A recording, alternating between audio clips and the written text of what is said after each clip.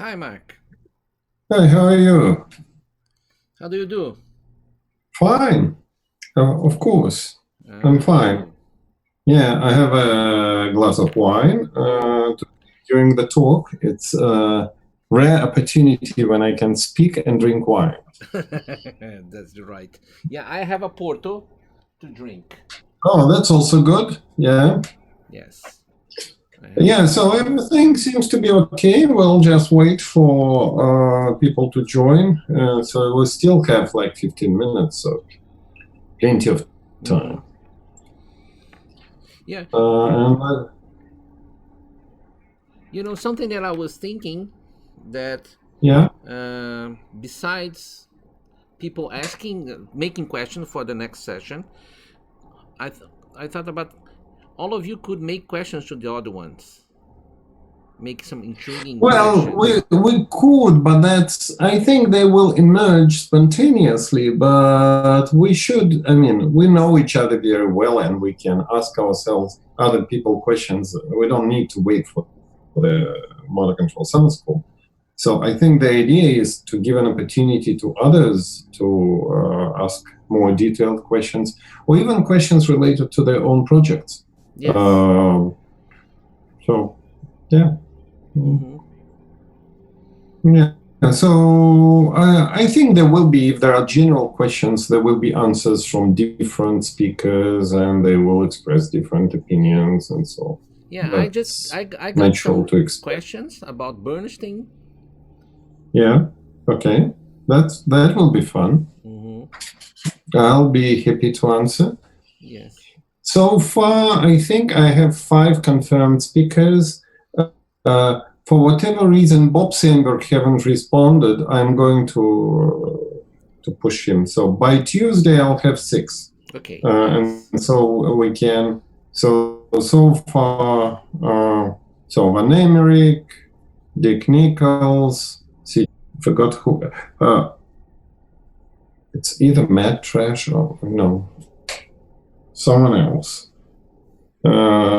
And well, I wanted Bob Sandberg to be there also. He's a fun speaker. He is going to be very entertaining. Nice. Yeah. So, well, it should be okay. Yep.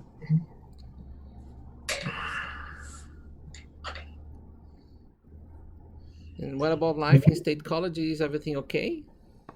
Yeah, I think so. I mean, the weather is stabilized and it's nice and warm. Yeah. Not hot, very nice. And we are opening slowly, so some stores opened, and there are more people on the street on average. Still, people are practicing social distancing mostly, so that's true. There are some, I don't know, things like postman deliver your mail, they wear gloves always.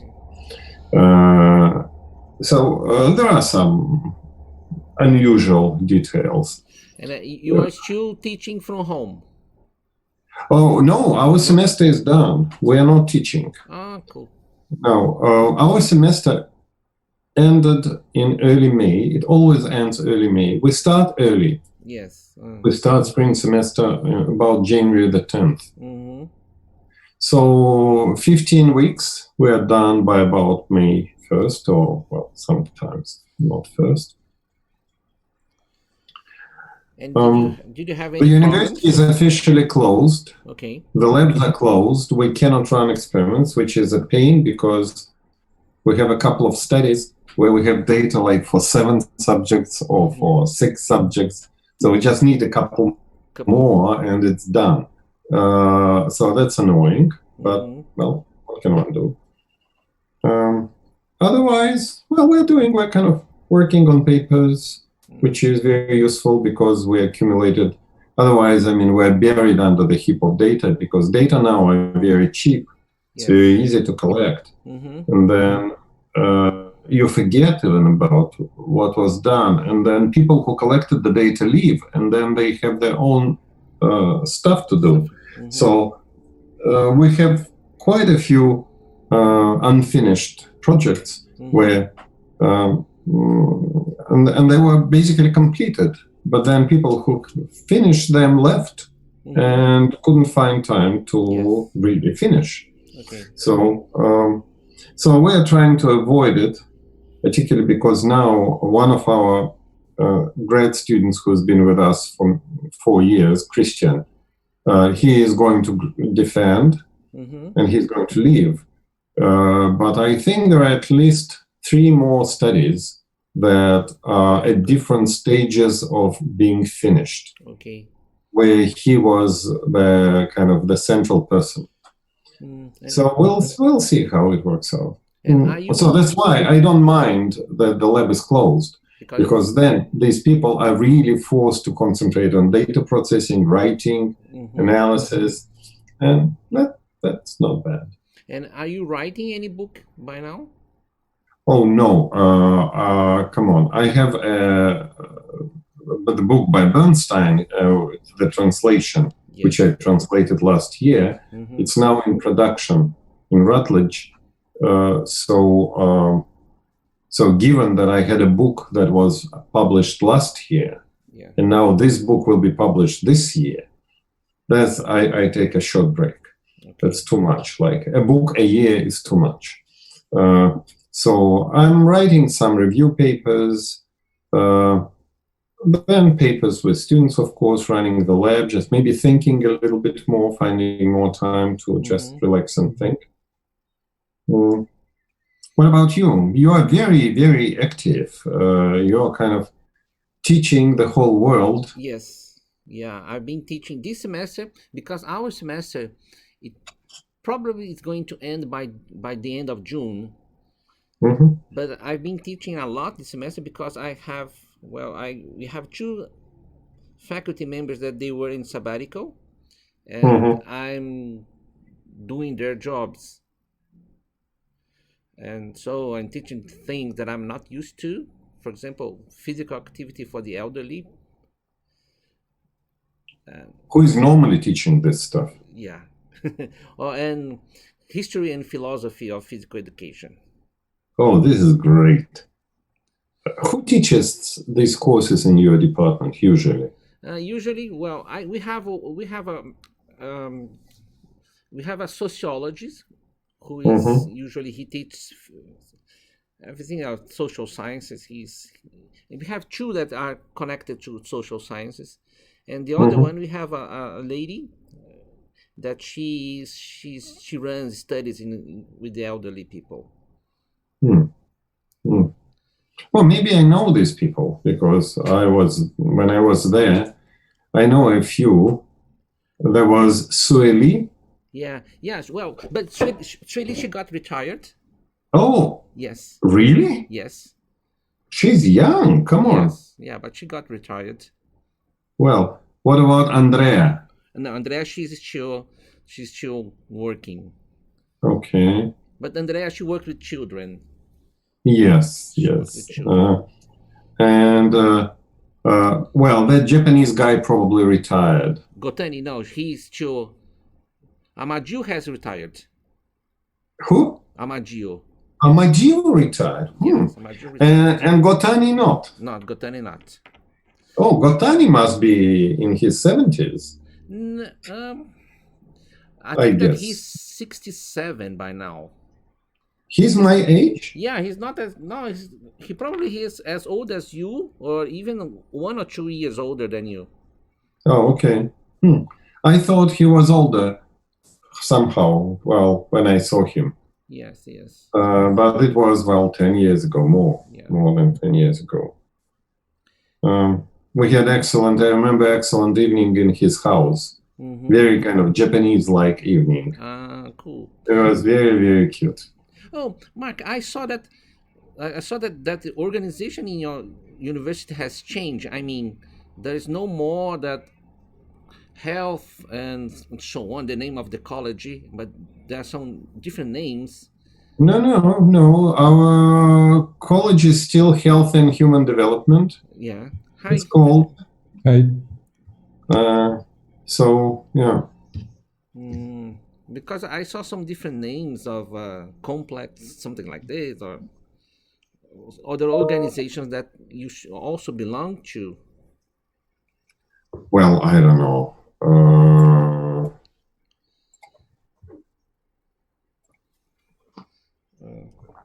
Well, but anyway, but it's still so the department still, kinesiology department still exists. So. I wonder. I hope that all people are okay. Here is Mindy and Anatole with a lot of birds. Yes, they're outside. And they are quite mobile themselves now. They disappear. But they keep social distance from the birds. Yes.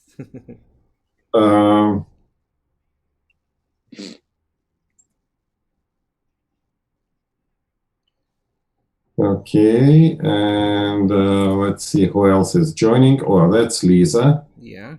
That's my daughter. Yes. Oh. And last time I saw her, she has finished her PhD. She's supposed to defend this summer. Okay. So, but nobody knows their time. So she's gonna. It depends more on her advisor, I believe, than on her. Yes. But again, with this coronavirus, it's becoming a little bit more complicated sometimes. All these things. Yeah. I'll have Wednesday my first virtual PhD defense. Oh, we'll have in mid-June. We'll have 2 virtual PhD defenses. One of them is my student. Another one is Bob Sandberg's student. So, well, we'll see. It should work, of course. All right. I'm wondering. I hope that other people understand that this is the site that there's. But I send the reminder to everybody. You sent the email today, but it was already in my calendar. It was also the same link already because you said. So it's not confusing for me, at least. Yeah. For whatever reason, if you schedule one meeting, then this link continues to work indefinitely. Or it looks like indefinitely, but at some time it might. Well, our lab meeting is still working like that. We're meeting every week, and it's already for over 2 months. Yeah. But I scheduled it only once for 1 day. Hi, Richard. Hi, Richard. Hi, Richard. Okay, we'll see who else will join us. Another Richard. Richard, yeah. Yes. Hello, another Richard. Hi, Richard.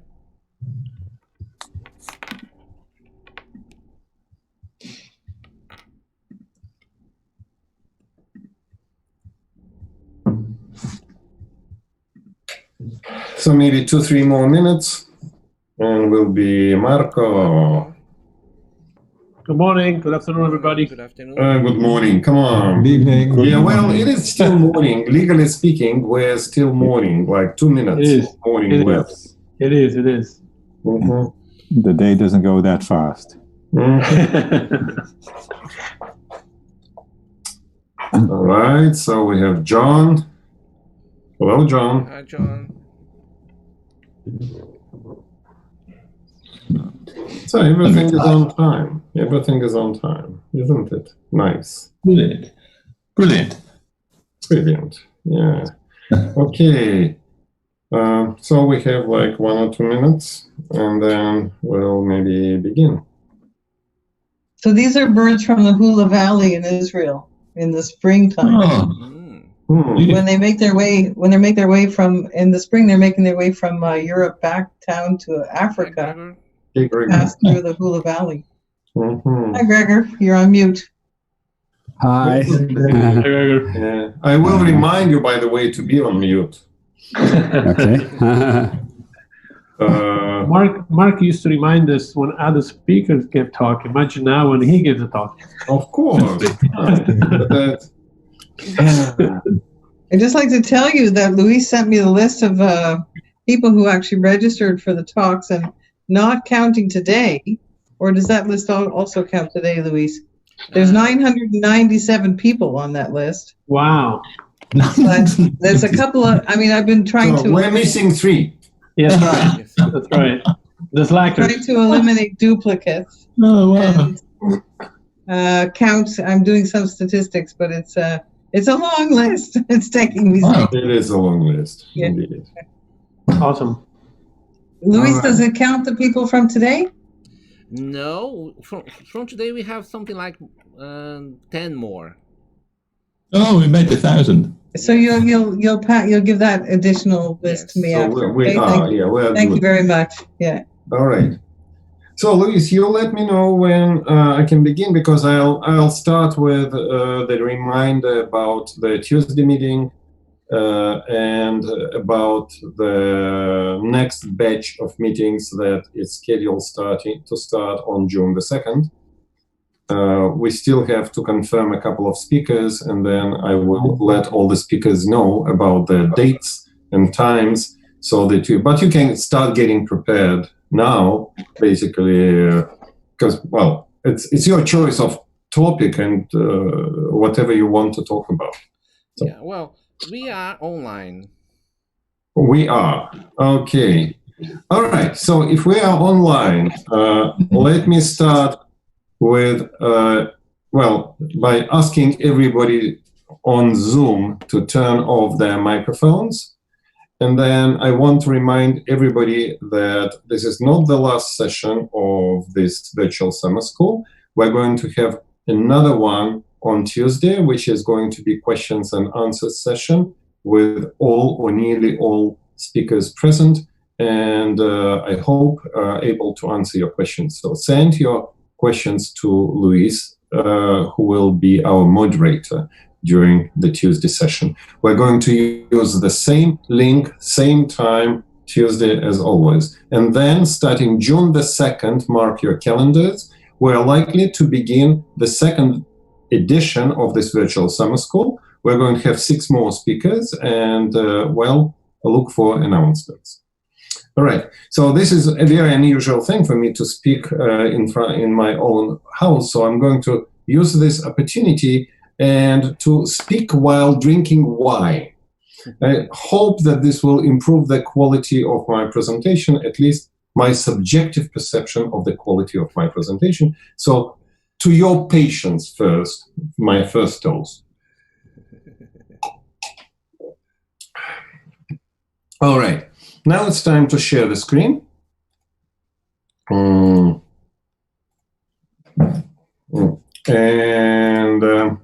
I hope everybody can see it.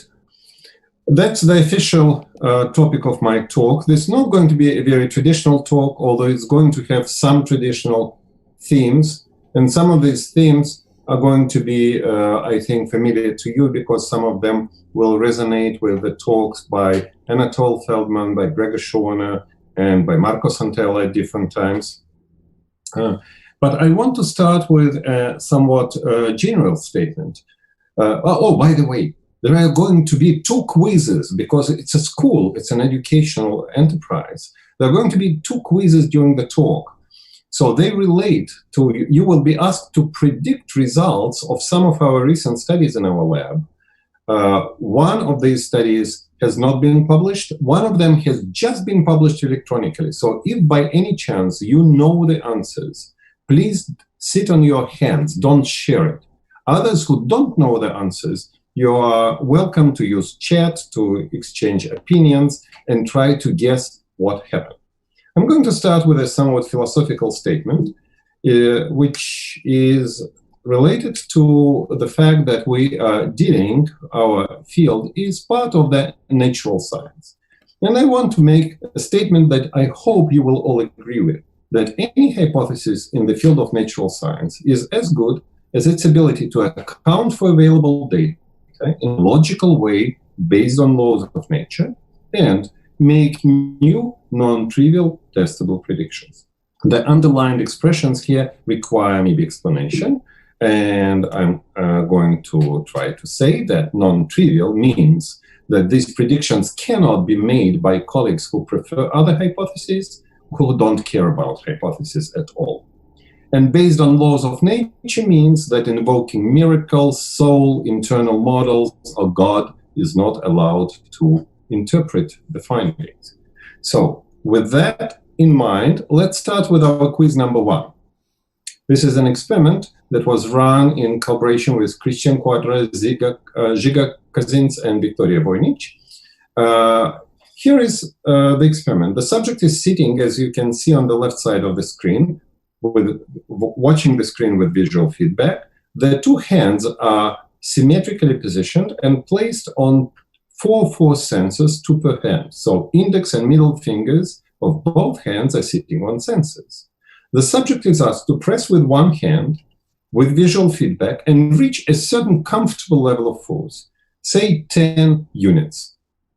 Then, a few seconds later, during the steady state performance, visual feedback disappears and the subject is asked to co-contract muscles of that arm, hand, without changing force. So the subject is illustrated. So like I'm illustrating you, if I'm holding my arm here and I co-contract all the muscles and I don't move, it's a very natural thing to do. It's very easy to do. It's related to the C command that Anatol Feldman mentioned in his talk. So the subject now is asked to do the same thing, but while pressing with a non-zero force. My questions to you are, what will happen with the force? Will it go up, down, or stay constant? The subject is trying to keep it constant, and there is no visual feedback, of course. And you can give a quantitative answer. It can be, you can say 1, 8, 12, 15, 200, whatever you want. In the initial force is 10. Immediately after, like 2 seconds after the subject co-contracted muscles and reached more or less plateau, or at least the subject thinks so, we ask the subject to give us verbal report, the score. So what is really the force? Again, a number is required. The subjects were allowed to use decimals. So what is it? 2, 7.5, 15.3, 30.8, 10 is allowed, of course, anything. And then, immediately after giving the verbal report, the subject is asked to press with a contralateral hand, match hand, and match the force that the task hand, the first hand, is producing. So, this is your first quiz. Try to guess what will happen with actual force, question 1. What will the subjects say that the force is? And what the subjects will do when they try to match the force. So while you are having fun with quiz number 1, I will continue with the talk. So the talk is about stability. What is stability? It's an ability to return to a state or trajectory following a small transient perturbation. I want to say that dynamical stability or the stability of trajectories is absolutely crucial for all functional movements. It's obvious, I think, to everybody, because when we walk, for example, we always step on pebbles on uneven surfaces, and we don't want to think every time and to recompute all the forces that we have, to all the commands, to all the individual muscles we have to send to deal with these perturbations. When we are reaching for an object, for a glass, we are only guessing the weight, the mechanical properties of that object. So, but usually within a certain margin of error, we are successful in all everyday tasks. This requires dynamical stability of our actions. So what does it mean? This is an illustration of a dynamically stable movement in this A part. When we have a half pipe, if you want, take a ball and release it at different points on the top of the half pipe, it will roll down, and assuming some friction, all these trajectories will converge close to the center of the half pipe. You can actually kick the ball while it's rolling down, not very strongly. And then it will also converge with its trajectory. The trajectory will be different, it will be perturbed, but it converge close to the center of the half pipe. So this is a dynamically stable movement. And this illustration of convergence is important for the future introduction of the uncontrolled manifold that Gregor Schorner already introduced once, but I'm going to do it anyway because I need it. So this is a dynamically unstable movement. If you take the half pipe, turn it upside down and repeat your experiments, the trajectories will diverge and never come back to anything. Okay. So let's keep in mind that all our movements are performed by multiple elements. This is the so-called infamous problem of motor redundancy. Elements can be anything. It depends on your preferred level of analysis. Like, for example, some people like to analyze joint rotations or muscle forces or digit forces or some other variables, and I'm going to show you later how this can be done at the level of control variables within the idea of control with reference coordinates, but we'll get to that. This whole idea of motor redundancy, it originates from Nikolai Bernstein, or it is assigned to Nikolai Bernstein quite frequently. And this is an illustration of one of his famous experiments when he asked professional blacksmiths, so perfectly trained people, to hit with a hammer an object and do it multiple times. And then he used his Stone Age Bicon system to record the trajectories of individual joints across trials and computed variability of those trajectories. I'm going to skip all the details. His main conclusion was that the trajectory of the tip of the hammer was variable, but the least variable among all other trajectories. This is obviously not a trivial result. The brain of the subject cannot send signals to the hammer. It can only send signals to the spinal cord, then to muscles that will produce joint rotations. So how come that the brain sends signals to muscles that produce variable joint rotations, which then sum up to produce a relatively invariant trajectory of the tip of the hammer, to which the brain has no direct input? So surprisingly, Bernstein stopped thinking after describing this amazing finding. He stopped thinking along those lines, and then he introduced the problem of motor redundancy as the problem of elimination of redundant degrees of freedom. Actually, if degrees of freedom were really eliminated, I mean frozen, then this result would have never occurred. The alternative view is that our multiple degrees of freedom are not a computational problem for the brain. It's actually a piece of luxury. It allows us to implement, to ensure dynamical stability of important variables during our movements, and also it allows stabilizing several variables by the same group of elements at a time. So it's kind of a pun, play of words. I introduced it as a principle of abundance. So our brain views extra elements not as a nuisance, but as a luxury. This whole line of thinking, the next step was more than half a century later, was made by Gregor Schorner. So Gregor published in 1995 a paper in a rather obscure journal, so not too many people read that paper, where he introduced the notion, I think a very important notion, of intention-specific or task-specific stability. This means that our brain can use the same set of elements to stabilize different performance variables to which the elements contribute, depending on what the subject or the actor wants to achieve. So it's once again, the elements are not frozen, the degrees of freedom are not eliminated, but they are organized differently to ensure task-specific stability of salient performance variables. It's kind of nearly obvious. Of course, all right, we have a lot of muscles, but the variety of tasks that we do with these muscles is way larger than the variety of the muscles. So we have to be able to permute them, to use them in different combinations and in different relations of their activations to each other so that they can stabilize all the different performance variables that may be relevant for specific tasks. So I'm going to, from now on, to use the word synergy, which is an abused word in our field, but I'm going to use it as a shortcut for a neurophysiological mechanism that ensures task-specific stability. How can you test stability? Well, the most direct way, of course, is to apply a perturbation and see whether the trajectories converge or diverge. We sometimes do these things, but more frequently, we use the fact that from trial to trial, the initial conditions vary. And during movement execution, the external conditions vary. They are never identical, even if you try to reproduce your experiment as well as you can.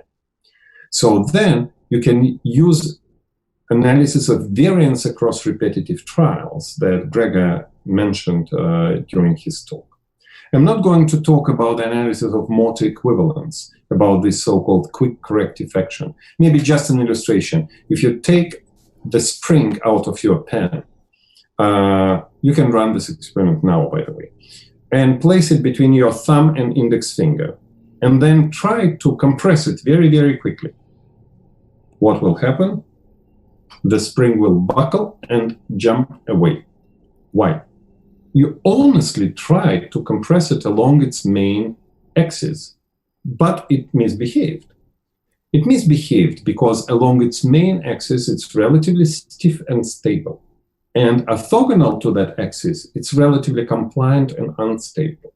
So when you try to produce an action, the system that you are controlling is much more likely to move not in the directions you want it to move, but in more unstable directions. So this is kind of imprecise thinking under what's now called analysis of multi-equivalence, but I'm not going to talk about it more today.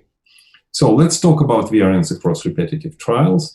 Let's imagine that you run an experiment, and these dots represent initial conditions in individual trials, which vary a little bit from each other in some space of state variables. And you observe the trajectories of these, of the system. If you observe the trajectories in unstable directions, you expect them to diverge. If you observe them in stable directions, you expect them to converge, just like in the half-pipe example. So then, if you select a phase, a target phase, down the trajectory in time, for example, you expect small variability in stable directions and large variability in unstable directions. This is a non-trivial step because we are using an index of variance across trials to get information relevant to stability along each individual trial, okay? Assuming, well, under certain assumptions. So let me use my traditional example, which is because on the two-dimensional media, which is the screen, I cannot draw anything meaningful that's way more than two-dimensional. So let's take the minimalistic, redundant, or abundant task. You're asked to press with 2 fingers on 2 force sensors and produce a certain required level of force, for example, 20 newtons, which is easy. You get some practice, and then you perform this task 100 times. For each trial, I'm going to measure individual finger forces. I'm not going to show you as feedback, of course. And I'm going to put a dot on this force plane. So my individual finger forces are my elemental variables, my space of analysis that I selected. In this space, there are 2 important directions. One of them with a blue line, which is shown on the screen, is the solution space. Along this blue line, F1 plus F2 is always 20 newtons. So if you are anywhere along that line, you don't need to correct. You don't need to control your system because you perform the task perfectly well. We address this line as space, solution space sometimes a space of good variability, and I'll explain why good, not irrelevant. And this is the uncontrolled manifold for this particular task. So this is the solution subspace. This is a linear system, so it's a linear, it's a straight line. Now the red line shows deviations from uncontrolled manifold. This is bad variability or orthogonal to the UCM variability. If you deviate along the red line, you're introducing errors into your performance. So what can we expect from 100 trials of an individual subject? Well, the null hypothesis that all the trials will form a spherical distribution centered around some point. I put 10, 10, but it doesn't matter, it can be any. And is characterized by variance in different directions. But variance of the spherical distribution is equal along the uncontrolled manifold and orthogonal to the uncontrolled manifold. I would call it a non-synergy, when good variance equals bad variance. Variances, by the way, are usually computed per degree of freedom or per dimension in spaces for statistical comparison. but in this particular case, it's all the subspaces have the dimension of 1, so I don't need to normalize anything. So the two fingers are only pretending that they work together. If one finger, which on average produces 10 newtons, in some trials suddenly produces 8 newtons, the other finger with equal chance will compensate for the error or will add to the error. They're just pretending that they work together. They are not working together. So what do you expect from a synergy? You expect a distribution of data points that's shown with this ellipse. By the way, if you project the ellipse and the sphere and the circle onto the individual axis, you will see about the same projections. So variability of individual fingers is about the same in these two persons. But in this green person, the variability is organized in such a way that most of the variance, or nearly all variance, is within the uncontrolled manifold, and there is very little error as reflected by very small variance orthogonal to the uncontrolled manifold. So by definition, synergy is a situation when good variance is bigger than bad variance. And it's really good variability, not irrelevant variability, because if you can imagine, you can have a spherical data distribution which is tiny, tiny inside. So it's very accurate performance, but without synergy. If something pushes you, this push will have equal effects on deviation of your system along the uncontrolled manifold and orthogonal to the uncontrolled manifold in that example. The performance will be stereotypical, but not stable. However, if your uncontrolled manifold has large variance, it's unstable, relatively speaking. Then, if you are pushed, all the mechanical effects, all the effects of the perturbation, or nearly all of them, will go into the uncontrolled manifold, so they will not hurt performance. So basically, if you're walking along the hallway with a cup of coffee in your hand and somebody pushes your elbow, your arm will yield in directions primarily that will keep the cup relatively vertical. If you have a good multi-joint synergy stabilizing verticality of the cup. So having a lot of variability along the uncontrolled manifold is actually very good. And as we will see a bit later, in some clinical cases, the lack of good variability is the culprit, the trouble. So I'm going to show you now a small video. It's thanks to Stan Solnik, our former postdoc. This video illustrates the same example, the same experiment as before, but in time. So the bottom picture shows you the task. The task was go from zero force by pressing with two index fingers, like left and right, to a target which is set on a comfortable force level. Keep it steady, and in the middle, 5 seconds later, double the force quickly, and again, keep it steady. Now, the top picture will show you individual trials, how the points behave in individual trials. Pay attention to distributions of these trials, to the ellipses that they form on the screen. And the right picture will show you variance within the UCM and orthogonal variance. Now, everything is organized in such a way that the clouds of data points and these bars do not go beyond the screen. So don't be surprised that there are going to be a change in the scales and things like that. So let's see what happens. You will see, maybe some of you will be able to see a vertical line running along the bottom picture that shows where the subject is within the trial. So the subject starts producing force, and you see that the data deviated mostly in the bad variability direction. Now the subject is at steady state, and you can see a wonderful organization of the data points along the uncontrolled manifold. Now the subject is doubling the force, and all the data going in the orthogonal direction. And one more time, restores the synergy stabilizing total force with the data points along the uncontrolled manifold. Cool. So the drawing that I showed you in the previous picture, it actually reflects what people do, more or less. Okay. All right. Well, I like this illustration very much because people think about synergies as something invented in the 20th century. There was a great saint of the Orthodox Christian Church, Saint Gregory Palamas, who lived in the 14th century in Greece, in the wonderful city of Thessaloniki. He's one of the most venerated saints of that city. I believe that he was the founder of the contemporary notion of synergy. Of course, he didn't study finger force production or multi-joint coordination. He studied how man's soul can be saved. So he studied the route to salvation. And his idea was that there are people with strong faith and with weak faith. And people with strong faith get more help get less help from God. And people with weak faith get more help of God. You can imagine that the man and the God are trying to reach towards each other. The total distance is constant, but the amount of reach, of relative reach done by man and done by God can vary. So this picture shows you this is the reach by God, this is the reach by man, this is the uncontrolled manifold for salvation, uncontrolled manifold. So person number B can reach a lot, has very strong faith, and gets very little help from God.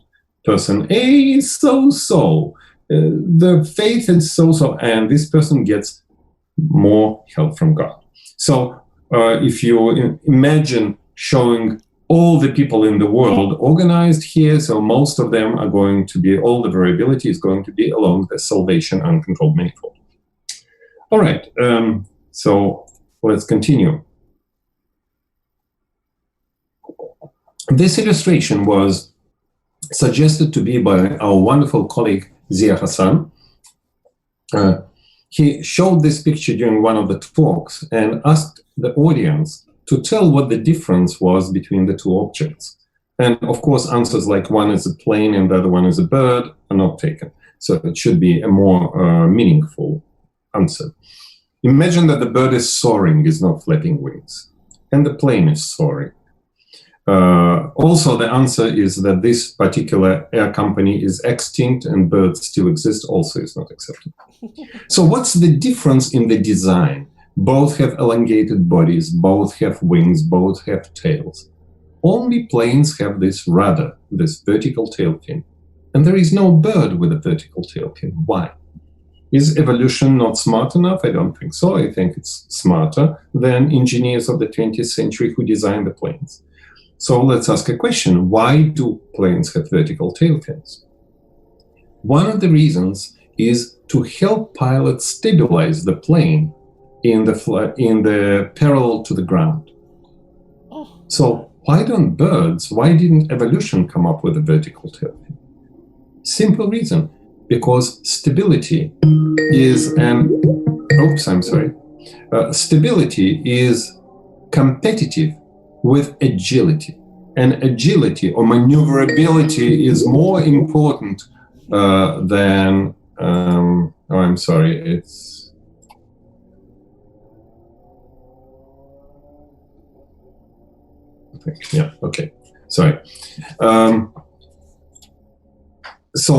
maneuverability for birds is more important than being stable. So being able to catch prey, food, and being able to avoid being caught by predators is more important for birds than for planes, probably. So stability should be controlled. So the question is, does our brain have an ability to have this retractable tail fin? So sometimes we have synergies stabilizing, strong synergies stabilizing some variable. And if we don't want them, we can make this tail fin really, really small or retract it altogether. There is actually a possibility to vary stability without varying performance. Here is an illustration. Imagine that you ask to press with 4 fingers on 4 force sensors, produce some comfortable level of force, keep it steady, and then at a self-selected time, produce a very quick pulse of force into a target. Very easy to do. So after a few practice trials, I ask you to do it, 20 times. I identify quite conservatively the initiation of the force pulse. And then I will do analysis across trials of variance within the uncontrolled manifold when the total force doesn't change, and orthogonal to the uncontrolled manifold. And of course, I'm going to have very high index of stability during steady state under visual feedback, because subjects are pretty good at putting two lines on top of each other, and they will change the sharing of the force across trials, across fingers, so that's no surprise. So here is a cartoon showing performance, mean performance. So subjects are very good. This is the initiation of the force pulse. If you compute the index of synergy, the relative amount of variance within the uncontrolled manifold properly quantified, you will see that it's going to be very high, positive, but it will start to drop before the force pulse initiation. Actually, quite a bit before, 300 milliseconds, sometimes 400 milliseconds, sometimes even more than that, before force pulse initiation. This is the withdrawing the vertical rudder. So destabilizing your variable in preparation to the quick change in that variable. So in our previous, I'm going to show only 2 fingers, not 4, because I cannot draw 4-dimensional things. So you can imagine that there was an ellipse during steady state that was very thin and elongated along uncontrolled manifold. And by time 0, the force didn't change. There is no change in the average performance. The ellipse becomes shorter and fatter. So the index of synergy becomes smaller. And maybe in more abstract physical terms, you can imagine that you have a coordinate along which your action proceeds. And you have a potential field. If your object is in a steady state, in a very stable steady state, can be imagined as sitting on the bottom of a very deep potential well. So it's very hard for the object to get out. So if it's kicked a little bit by external stimuli, it will drop down. Now you want to move this object to another position. How can you do that? Well, extracting it would require effort. So one option is to reduce the depth of the potential field in preparation to the action. And that's what we refer to as Anticipatory Synergy Adjustment, or ASA. And then you initiate the action. During this process, no change in the average location of the ball happens. So average performance remains the same, but stability becomes attenuated in preparation to action. So ASAs are very common. You can imagine watching a tennis player getting ready for a powerful serve, and nobody stands quietly. Everybody wobbles. The posture is very wobbly, very unstable at that time, because they're getting ready to initiate an action, although they don't know exactly in what direction. Okay, so let's now give a few clinical examples. I must apologize. I'm showing photos of only some of my co-authors, not everybody, so my apology. So these studies were performed in collaboration with our wonderful clinical colleagues in Hershey, and this is Shumei Huang, who is a neurologist and who is our angel in Hershey. Without her help, we wouldn't be able to do any clinical studies. And this is Jae-Boom Park, who was a postdoc who was responsible for most of those studies. So the same task as before, steady state force production and then performing a pulse of force into the target, was done by patients with Parkinson's disease, early stage, stage 1 or 2 for clinicians, on their drugs, on their perfect medication. So basically, when these patients enter the lab, you don't know that they are patients because there are no problems. They're in a perfectly compensated state. You ask them to perform this task. This is performance of age-matched control subjects, right hand and left hand. And you see a wonderful anticipatory synergy adjustment, very high level of synergy. So positive values means synergy here. Actually, it is log transform this index for statistical purposes, but we can ignore that. So it's a high level of synergy during steady state and a large attenuation of the synergy starting, say, 250, 300 milliseconds before the force pulse initiation. And these are Parkinson's patients. So two obvious things that are clear, that patients with Parkinson's disease have lower index of synergy during steady state, lower stability of performance, even at very early stage and under the perfect medication. And the second one, they don't have anticipatory synergy adjustment, or they nearly do not have that. They're much shorter, so they're reduced and delays in Parkinson's. So there are two problems. There is problem with stability and problem with agility, with initiation of action. Not surprising, of course, because everybody knows that at later stages of Parkinson's disease, their posture becomes very unstable, and they have episodes of freezing, kind of loss of agility in its extreme. The interesting facts about this study that we observed similar effects in both hands of Parkinson's patients who were diagnosed as Hon and Yahr stage 1. Stage 1 is defined as a stage when clinical signs of the disease are seen in only one half of the body, and the other half of the body seems to be disease-free. They actually showed the same difference from controls in the apparently healthy hand. We also ran an epidemiological study of preclinical welders. So welders don't do welding, by the way. Welders are at high risk for basal ganglia disorders associated with the accumulation of manganese. It's sometimes addressed as manganism, because when they do their welding, they're breathing the vapors with the metals, and it's accumulated in different structures in the brain. So we saw loss of stability in those people who were completely healthy. They got clean bill of health just before joining the study. And L-DOPA improves both indices in Parkinson's patients if you test them on drugs, off drugs, while deep brain stimulation, another method of treatment, improves only anticipatory synergy adjustment, only agility, without improving stability, which, by the way, is dangerous, because if you think that you are now very agile, but you are very unstable, your chances of falling and breaking something may be high. It's not only limited to Parkinson's patients. This is Han-Jin Jo, who worked with us, got her doctoral degree with us, now works with Monica Perez. So Han-Jin tested patients with multiple sclerosis. So the bottom picture show is very similar to the previous one with Parkinson's patients. Control subjects, high level of synergy, very nice anticipatory synergy adjustment. Multiple sclerosis patients, lower level of synergy, shorter anticipatory synergy adjustments. But let's take a look now, where does it come from? Because this index of synergy is the relative amount of good variability. So let's plot variance orthogonal to the uncontrolled manifold and variance within the uncontrolled manifold.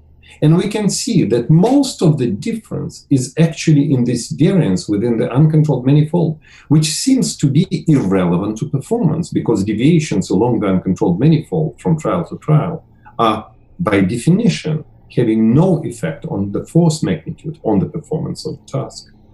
We can also see that in control subjects, variance in the uncontrolled manifold starts to decrease way early, which is a contributor to the anticipatory synergy adjustment to this part. But it is absent in patients with multiple sclerosis.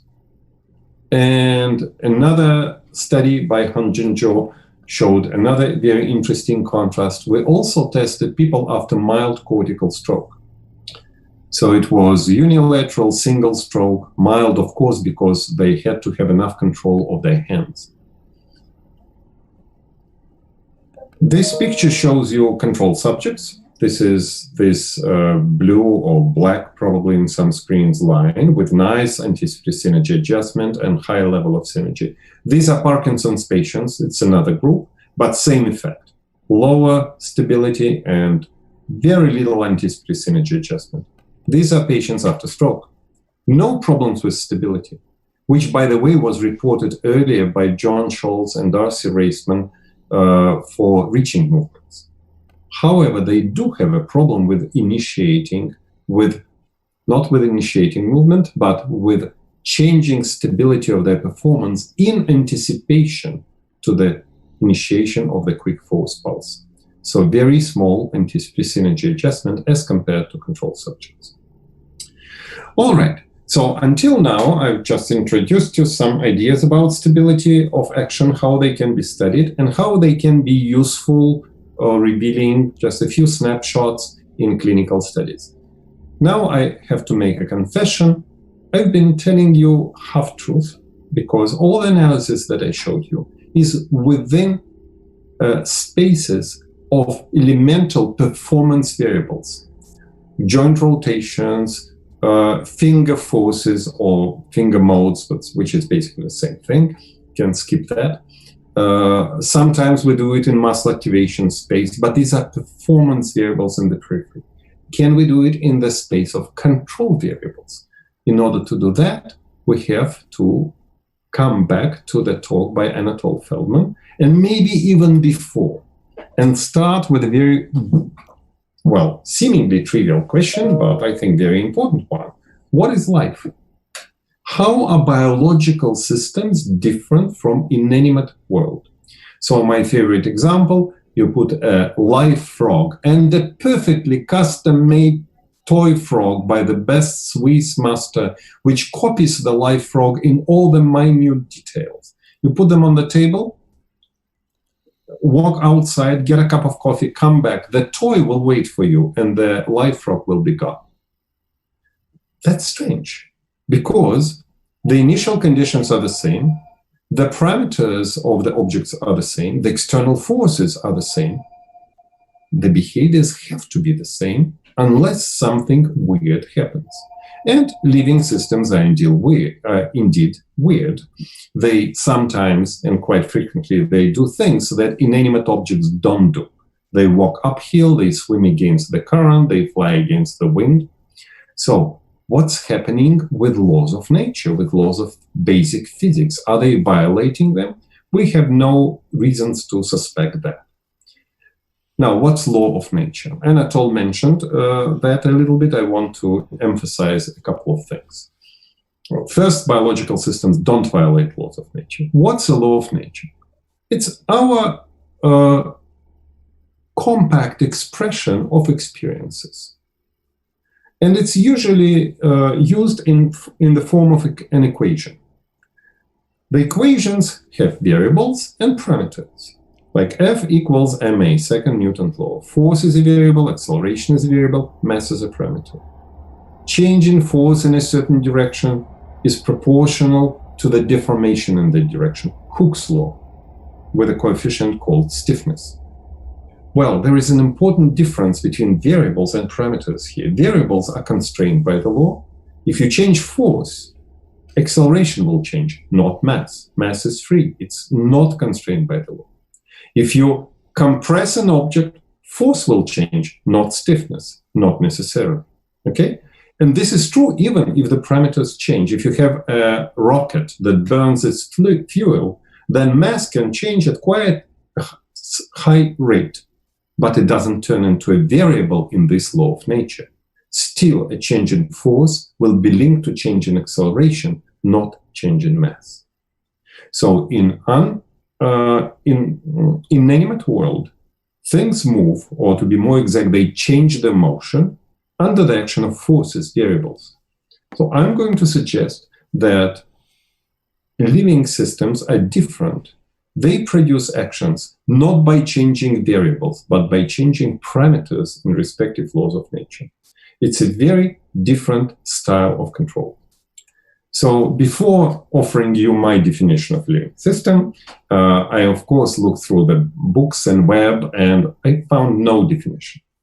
All the definitions there are enumeration of certain features that are typical of living systems and not typical of not living systems, but they have obvious exceptions. Like, for example, I don't know, growth, crystals grow, but it doesn't mean we don't call crystals live.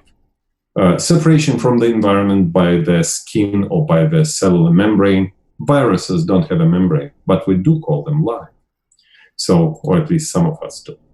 So my definition of a living system is it's a system able to unite basic laws of physics into chains and clusters that lead to new stable and pervasive relations among variables, salient variables, and they involve new parameters. And then living systems produce actions by modification of those parameters.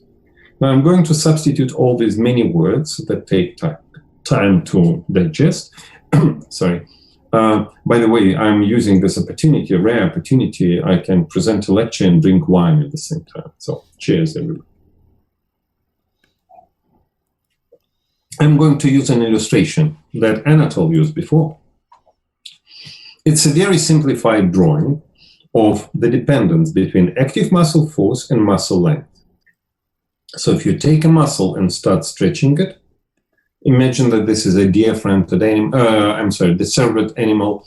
The reflexes are in place. So you start to stretch the muscle. At first, it will resist very little because due to the peripheral properties of tissues like tendons and muscle itself. And then at some point, the muscle will start to show signs of activation, and which will increase if you continue stretching it, and its force will increase. So this dependence of muscle force on muscle length can be written up as force equals 0 when length is smaller than lambda, and force is some function, and it doesn't matter what function, of length minus lambda when the length is longer than lambda. This is the basis of the lambda model. Anatole presented results that there are variances and invariances. The invariance here is that if you change external load without changing lambda, force will vary, length will vary, muscle activation will vary, but the location of the lambda, its value, and the shape of this curve will not vary. So if lambda is constant, then you have a link between two important salient variables, muscle force and muscle length. Let's forget about derivatives for the time being. And this looks like a law of nature. These are two important variables that are linked to each other. When you stretch the muscle, force will change. If you apply external force, length will change. But lambda will not, or doesn't have to. Let's put it that way. If you want to produce an active movement, you change lambda. Again, I don't want to spend much time on that because Anatole described it in detail. But of course, we never... So this is just an example of a biologically specific law of nature, which is applicable to skeletal muscles, all the skeletal muscles within our bodies, and among individuals, and even among species. So it's quite a big class of objects to which this particular law of nature is applicable. But we never move with just one muscle. So we have to generalize this description for whole body. Anatole called it reference configuration. I prefer using reference coordinate, but the abbreviation is the same, obviously, of the body. And so if you want, for example, to walk, or you want to do something to reach for an object, as Mindy showed, sometimes you reach for an object by involving the whole body. All right, you have relatively few variables describing your control at the body level, relatively few variables, because it's basically your task specification. But then you have to involve different limbs, you have to involve different joints, you have to involve numerous muscles. So if you take a look at the number of dimensions of corresponding spaces where likely the control process takes place, then at the body level it's relatively few. And I put R and C to honor the reciprocal and coactivation commands. And we'll get to that very soon in more detail. And then at the limb level, it's even more. In the joint level, these are real R command and C command, as Anatole introduced in 1980, I believe. And then at the muscle level, we have a lot of lambdas. Ultimately, they all produce performance, which is also affected by the external force field. There are sensory signals, and there are those coupling things from periphery and among different levels, across different levels of this scheme, that may or may not stabilize the process and produce more or less stable behavior. So let's consider a very simple example, a control of a joint or of a simple effector. So for a joint, it's torque angle variables. For an effector, it's going to be force coordinate variables. The two commands introduced by Anatole, the reciprocal command and the C command, they're related to shifts of the lambdas for the agonist muscle group, producing positive torques or positive forces, and antagonist muscle group producing negative torques and negative forces, either together. If they shift together, left and right, then their overall characteristic, mechanical characteristic of the system, which is showed here schematically as the straight line, is going to shift parallel to itself without a change, with a change in the intercept, but without a change in its shape. However, if you change the range where both muscles are active, which is the C command, coactivation command, mechanically it will transfer to a change in the slope of this characteristic. For the high C command, it's going to be steeper. For the shallow C, for the small C command, it's going to be shallower. So in terms of mechanics, our command defines the referent coordinate for the effector, and the C command defines what I'm going to call apparent stiffness, to make sure that it looks like stiffness, but it's not real stiffness. Okay, so we have a toy in our lab, which is called the inverse piano. Typo. Okay. When you play real piano, you press on keys. When you are a subject in an experiment in our lab, the keys press on you and move your fingers. So they are powered with linear actuators from the bottom, and in a controlled fashion, when you are performing a task, you're pressing on force sensors, of course, your fingers can be moved up or down in a controlled way. Okay. Let's imagine that you're asked to press with just one effector, one finger, and produce a certain target level of force. Mechanically, it looks like a non-redundant task. However, the level of control, it is an abundant task, because you can have different combinations of referent coordinate and stiffness, which are reflections of different values of the R command and C command, which intersect at the same point at the given coordinate of your effector. These are isometric conditions, so the effector coordinate, I'm going simply to put it 0 for simplicity. The force that you're producing is minus K multiplied by the referent configuration. If it is a constant, you're trying to produce constant force. Uncontrolled manifold, the solution space is hyperbolic. We cannot use variance analysis, but there are other tricks to be used.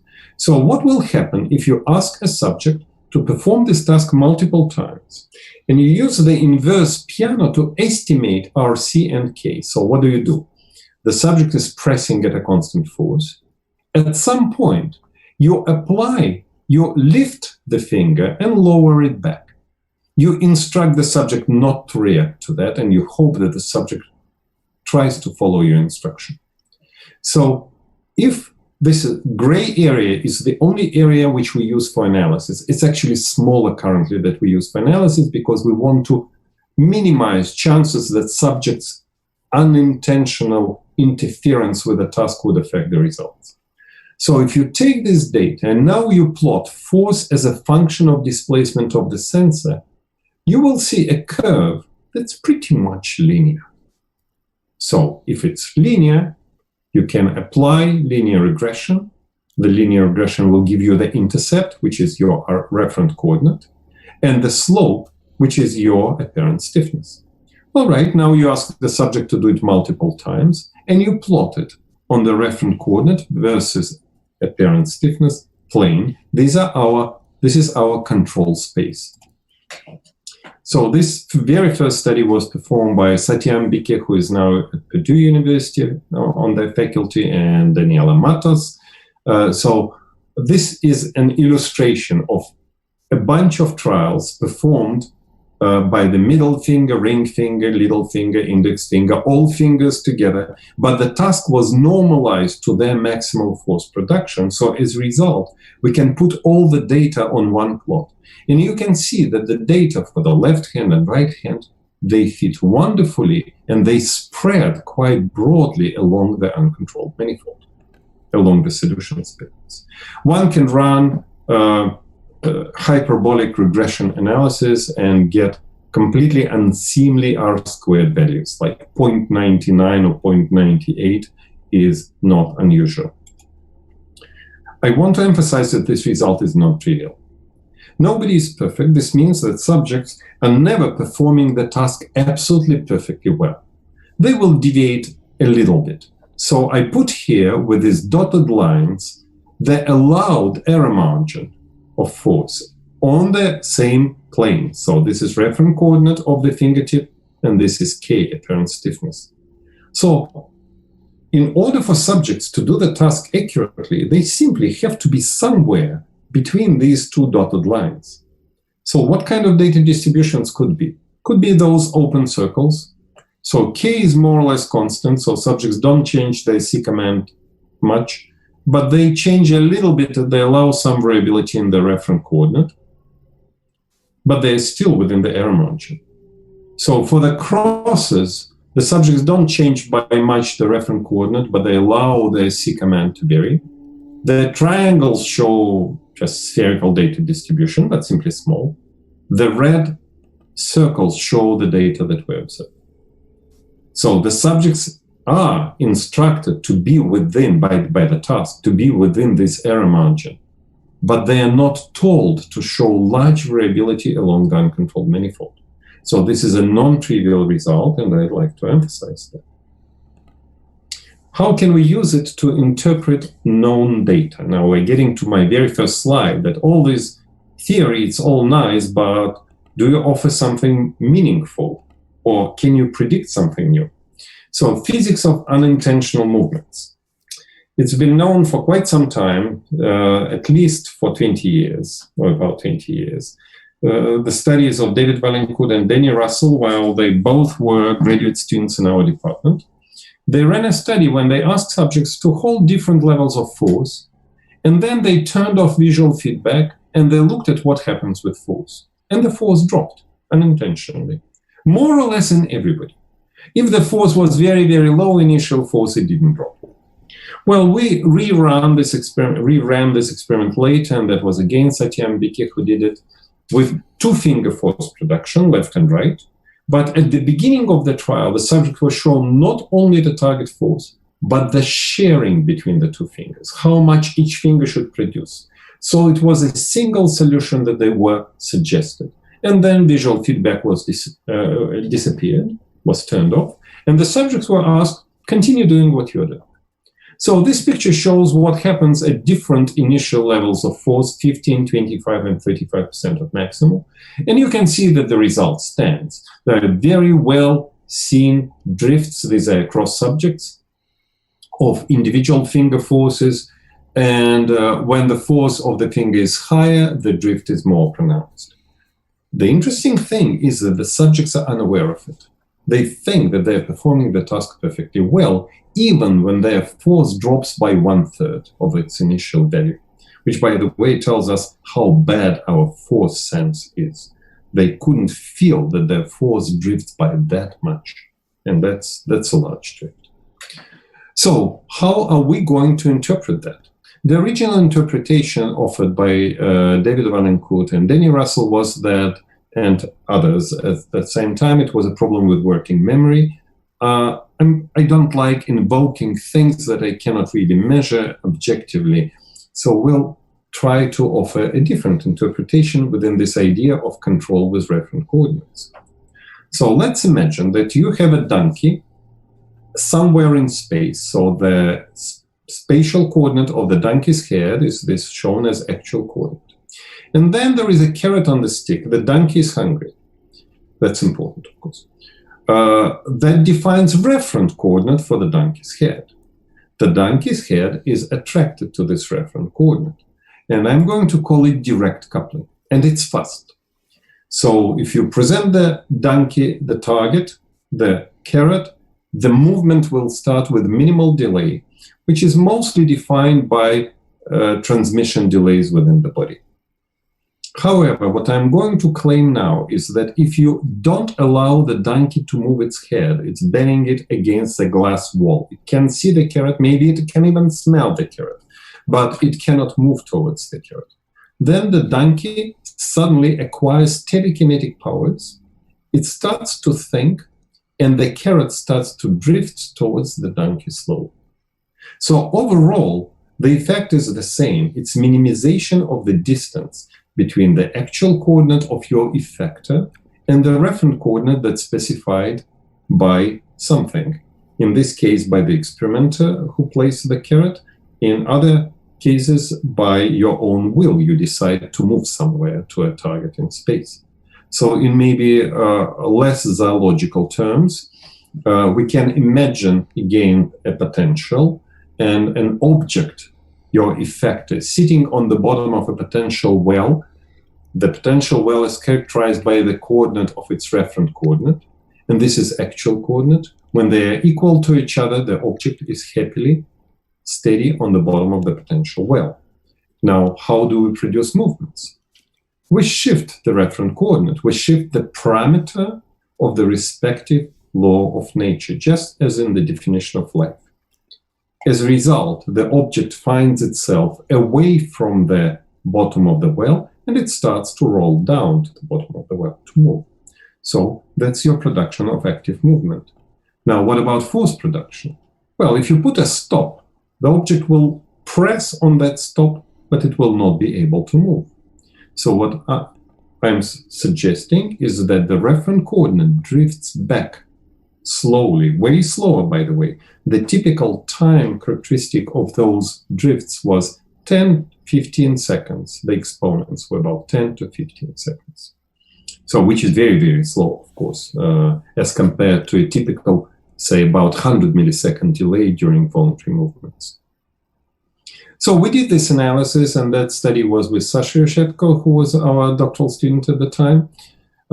In this experiment, the subject was pressing with the hand on 4 sensors, and we used the inverse piano to measure K and RC values during visual feedback, and then we removed visual feedback, waited for the drift, and again used the inverse piano to produce a perturbation.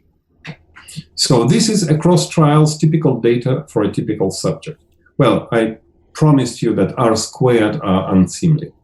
So these are the data during visual feedback, these triangles, open triangles, and the hyperbolic regression line and R squared. Now, what happened after feedback disappeared? There is a drift towards lower forces. We know that it happens. Where does it come from? Well, there is a drift in K, obviously. There is also a change in reference coordinate. But what's also important is that not also that they drifted, but there is a loss of stability. It's not absolute loss of stability, it's relative, but there is really a drop in R squared to a value that's significantly lower. Now, for control, we use the same experiment, but subjects had visual feedback throughout the whole trial, and we applied 2 perturbations. This is with force feedback. You can see the initial data, the open triangles, and you see the field circles at the end of the trial. The 2 regression lines are on top of each other because basically the subjects always see the force that they have to produce. That's not surprising. R squared values are high and similar, but there is still a drift. K drifted to lower values. But now this drift has been compensated by adjustment of the reference coordinate such that the drift in the apparent stiffness was perfectly counterbalanced and the force was preserved at the same level. So we can say that this language not only allows a reformulation of the previous finding, it allows reinterpreting them, and it allows formulating new predictions, and these predictions can be experimentally observed. Okay, here is your quiz number 2, because now you know everything about unexpected force drifts. So this is a study that was run by Christian Quadra, James Hirose, and Caroline Walter. It has not been published yet. It's still under re-review. And I hope that our audience has the reviewers, but well, who knows? So here's the task. It's just one head involved, all 4 fingers. The subject is asked to press with 2 fingers, index and ring. while not thinking about the other two fingers and keeping them on four senses. There is a very well-known phenomenon of enslaving or lack of finger independence. You try to move a finger, you try to wiggle a finger, other fingers wiggle. You try to press with a finger, other fingers press. So we specifically selected this clumsy finger combination, instructed finger combination, to increase the amount of enslaving. And in different trials, we gave our subjects feedback on the total force of the instructed fingers or master fingers, or on the total force of the slave fingers. But we never told subjects that we were cheating. And it was randomly presented. So the visual feedback was always on the screen. Simply, we showed the subjects different feedback signal and changed the gain of force on the screen in such a way that on the screen it looked like doing the same thing. So in all conditions, the subjects thought that they were pressing with index and ring finger to match the toe. Question to you is, what is going to happen? What is going to happen with the finger forces that are not shown on the screen? For example, if you show only slave finger feedback, middle and little finger feedback, what will happen with the force of index and ring finger? If you show force of index and ring finger feedback, what will happen with the force of middle and little finger? We're going to sum them up. So it's just master finger force versus slave finger force. Keep in mind that enslaving has been described as following a certain matrix. Like this is a four-dimensional finger force vector. This is your command finger mode vector to your fingers. So it's supposed to be 0 to uninvolved fingers and on non-zero to involved fingers. And the so-called enslaving matrix, which is person-specific. Okay, so this is your quiz number 2. So let's go to stability of perception. Well, I'm doing fine this time. So I don't know how many of you can see this wonderful illusion well enough, which shows you that visual perception is indeed unstable. This object is not wobbling in front of your eyes, but if you look at it, it looks like it's floating. It's not floating. So stability of perception is not something to be taken for granted. However, our percepts are usually extremely stable, and this is really amazing. So imagine the following situation. Imagine that I ask you to occupy a position of your elbow in space and close your eyes. And then I ask you, co-contract all the muscles acting around the elbow without opening eyes, without moving it. And you will have the correct percept that the elbow didn't move. Where from? How do you know? If you think about all the sensory receptors or the proprioceptors relevant in the arm, they will all change their frequency of firing with co-contraction, because gamma system will become very active. There is going to be a redistribution of muscle lengths and tendon lengths within the muscle and tendon complex. Golgi tendon organs will fire differently because of the forces. The joint capsule receptors will fire differently because they're sensitive to joint capsule tension, and you will increase it with muscle co-contraction. So every single major source of information from the periphery is going to change. Your efferent command is also going to change because you're activating all the muscles. So how do you know that your joint is not moving? So that's the question that we'll try now to analyze here. And I'm going to view perception as the process of measuring salient variables, intrinsic measurement, of course. So you have your gauges in your mind based on available signals and also your memory about your own body. And let's make a very general statement. To measure anything, you have to have from where to measure and a tool. Like, for example, measuring distance, you have to know from where to measure, and you have to have a ruler. I'm going to suggest that the point from where to measure is defined by your control process, by the reference coordinate at the appropriate level of analysis, while your measuring tools are primarily sensory, like, for example, firing frequencies of sensory index. So there are two components of kinesthetic perception, efferent and efferent here, and it's not efferent copy. I'm not going to talk about efferent copy concept much, because Anatol wrote several papers about it, showing that the classical concept of efferent copy as copy of signals from the alpha motor neurons that participate in both correcting actions and perceiving is not working. And you can read those papers. Assuming that efferent copy reflects something that happens somewhere at a higher level is compatible, I think, with the picture I'm going to describe now, but it's not the output of the alpha motor neurons. So this picture illustrates something that we did with Anatol Feldman, I don't know how many, 40 years ago. So, yeah, we are that old.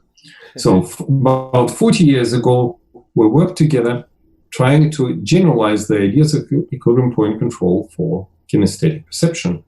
And so we introduced a scheme that's similar. The papers were published in 1982, a scheme that's similar to what I'm showing here. So let's imagine that you have an effector, and the force of this effector is a function of its coordinates. Can be muscle length and force of the muscle, for example. You have two processes. The first process is the efferent one, specifies your lambda, or your reference coordinate. Now, this process already solves part of the problem of perception, because originally this whole space, this whole two-dimensional array was possible. As soon as you specify your lambda, you reduce this array to a one-dimensional array along this line. So you now know that you are not anywhere on this plane in steady states. We're talking only about steady states now, but somewhere along this line. But we are always acting along against external loads, which are sometimes truly external, and sometimes these are forces produced by antagonist muscles, for example. So this is, for example, a load characteristic, which identifies a point on the characteristic of your effector or muscle, which is the equilibrium point, which is characterized by a certain magnitude of force, length, coordinate, or electrical activity if it's the muscle. So we can say that afferent signals, sensory signals, they inform us on deviations of your object from the reference coordinate, while your efferent control, as already described, defines that reference coordinate. So we have two elements necessary for measurement. The point from where to measure, which is defined by the control process, by the efferent component, and the deviation from that point that's defined by the efferent component. Now, keep in mind that this measurement gives you a point which has force attached to it and length. So force perception and coordinate perception become pretty much linked, which is close to some of the recent ideas. So this picture kind of puts it more clearly, that if you perceive a point on this line with the help of some of the sensory receptors or even signal from alpha motor neurons, note that when you deviate from lambda along this line, your 1A and 2 fire more because of the increase in length. Your 1B efferents fire more because of the length increase in force. And your signal from alpha motor neurons also change monotonically because muscle activation becomes higher and higher, as shown here with different fonts. So basically, to identify a point on this line, you can use any of these sources, sensory or even efferent, apparently efferent. Alpha motor neuron output can be used for perception, according to this scheme. So, perception of length and force are coupled. Well, we all know that muscle vibration leads to length misperception, to kinesthetic illusions. So this is shown here as this LV. So you apply vibration, you perceive the muscle as stretched. What does it mean? This means that you perceive a new point on this line. But this point means that you should have misperception of force under vibration as well. So this is one straightforward prediction from this scheme of perception. So we ran the study with muscle vibration. What we know about muscle vibration, that it has very strong effects on activity of 1A efferents, so primary endings in muscle spindles that are speed sensitive. Vibration leads to very high speed of muscle length changes with very little change in real muscle length. It also leads to tonic vibration reflex, which is a very complex phenomenon. I'm not going to say much about it. And to kinesthetic illusions. There are interesting things about kinesthetic illusions. They are not seen in all subjects.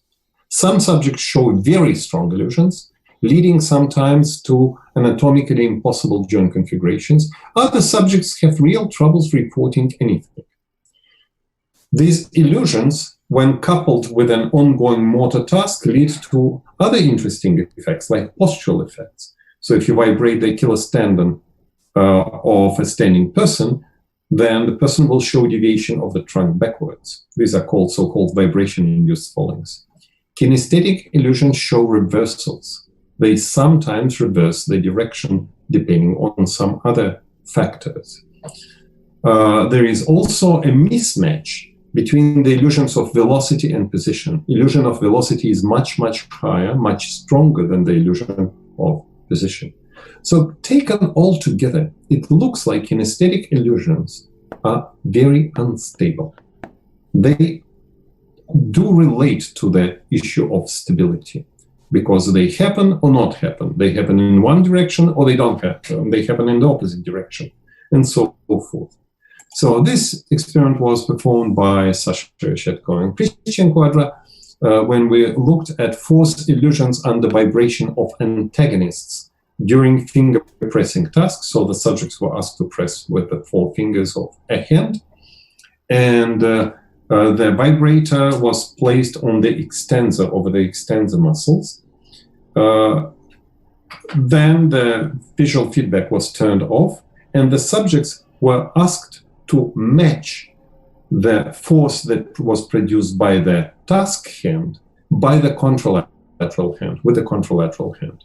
So the force drifted down, that's not surprisingly, without visual feedback, but the difference in the matching depended on vibration. So this is vibration of the task hand, and the subjects perceived the force as being larger, as shown by the match hand. This is vibration of the match hand, and the subjects perceived the force of the match hand as being larger. So these are significant effects.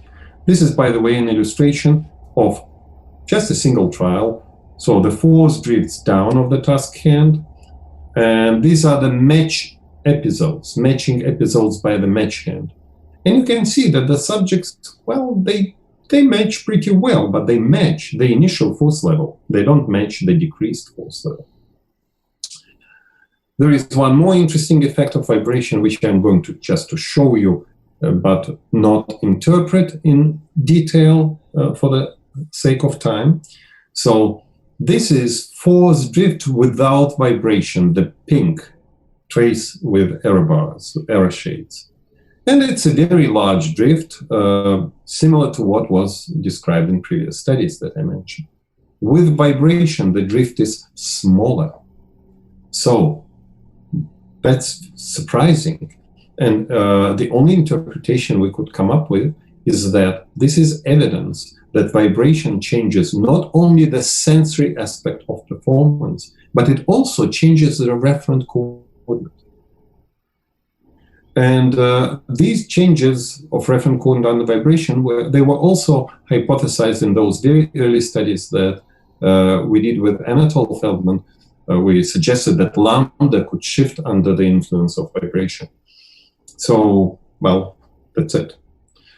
Now, this leads us to the issue of perceptual stability and to the new notion that I want to offer you, which is the notion of, it's relatively new. I think this paper was published 2 or 3 years ago, as of now. The idea of a manifold that corresponds to stable percepts.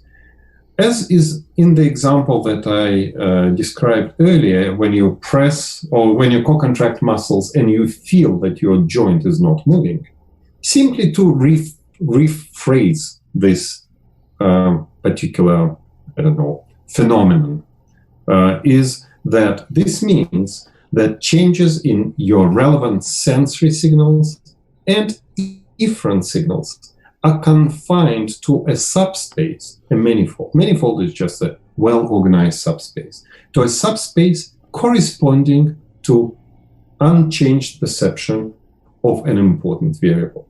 So I cannot, unfortunately, draw the full-blown isoperceptual manifold on two-dimensional media, because the minimal number of elements is 2 to make it an abundant task or abundant perception.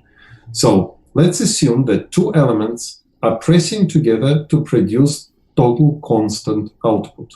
So this is the left picture. Element 1 and element 2, they produce some referent coordinate. This is the efferent process. Just like in the previous illustration, this is the uncontrolled manifold, and we can expect that much variability of E1 and E2 will be organized along this uncontrolled manifold if indeed there is a synergy stabilizing referent coordinate at the effector level by co-varying referent coordinates at the element level. Now let's take a look at the right picture. Then we have referent coordinate. Now it represents those 2 E1 and E2, but I cannot draw them together. And 2 afferent signals, 2 sensory signals, only 1 per element. Again, for simplicity, of course, each of them is a multi-element space.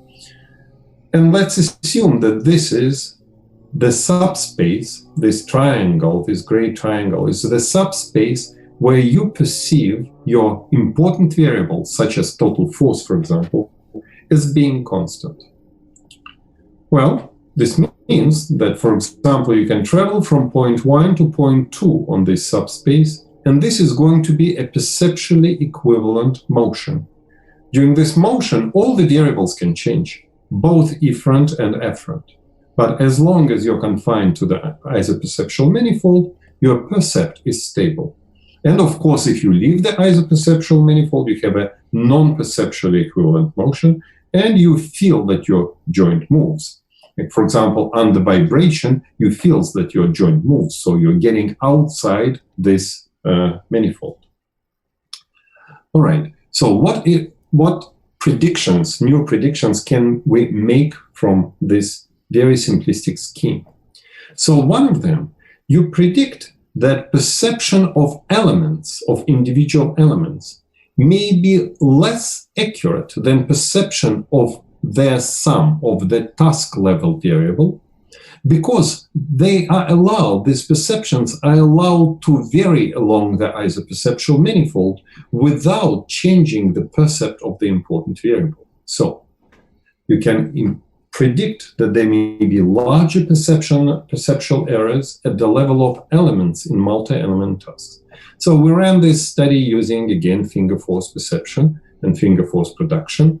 So we did multi-finger and single-finger tasks. Single-finger tasks were controls. So if you press with one finger of one hand and you're asked to match it with the homologous finger of the other hand.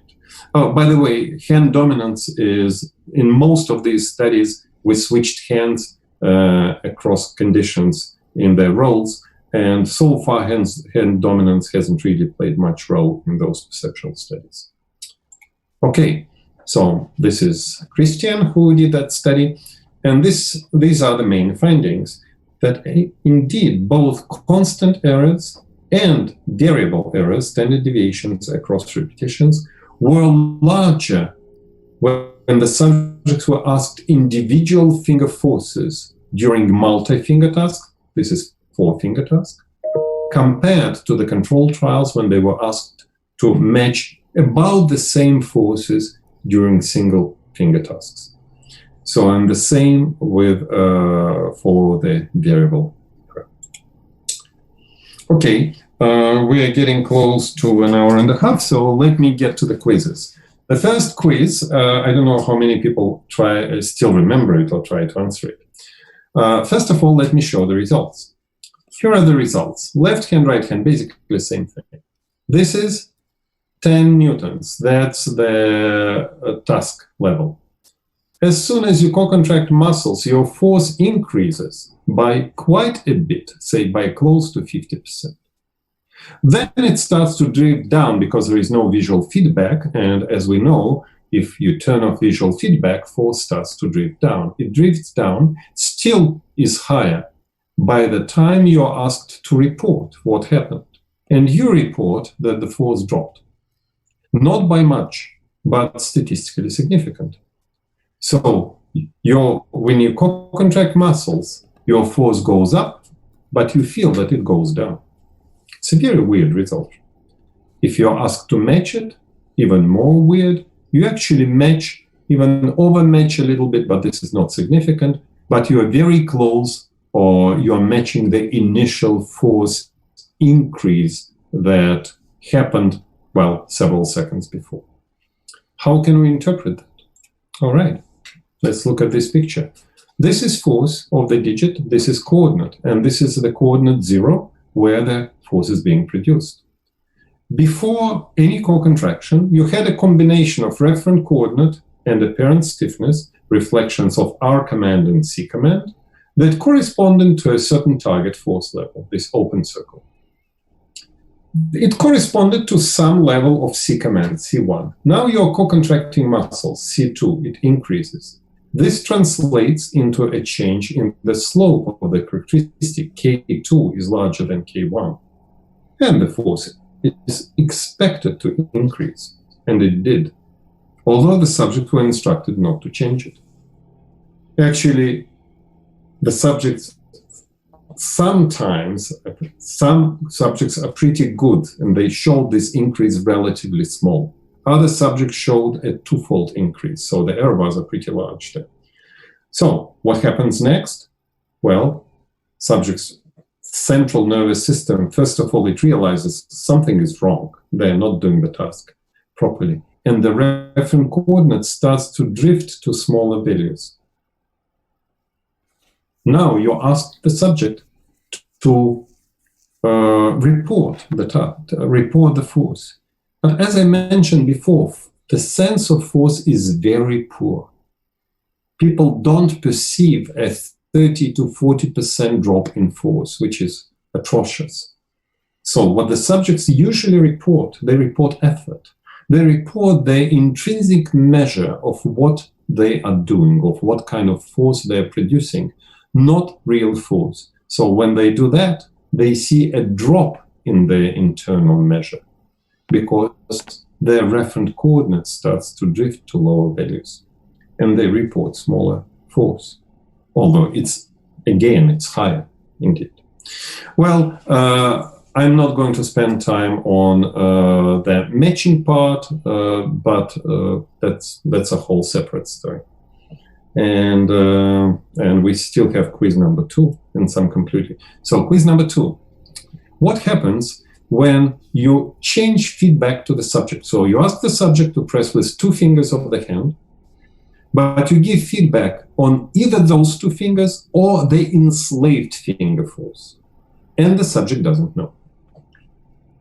If you give subjects the feedback on enslaved finger force, then of course subjects are very good at putting 2 lines on top of each other. This feedback, this will be matched very well.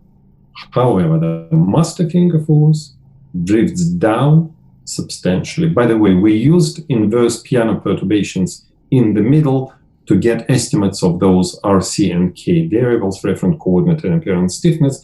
It doesn't really matter. We're not going to talk about those now, but you can see that there is a very large drift in the master finger force, while the slave finger force is kept constant.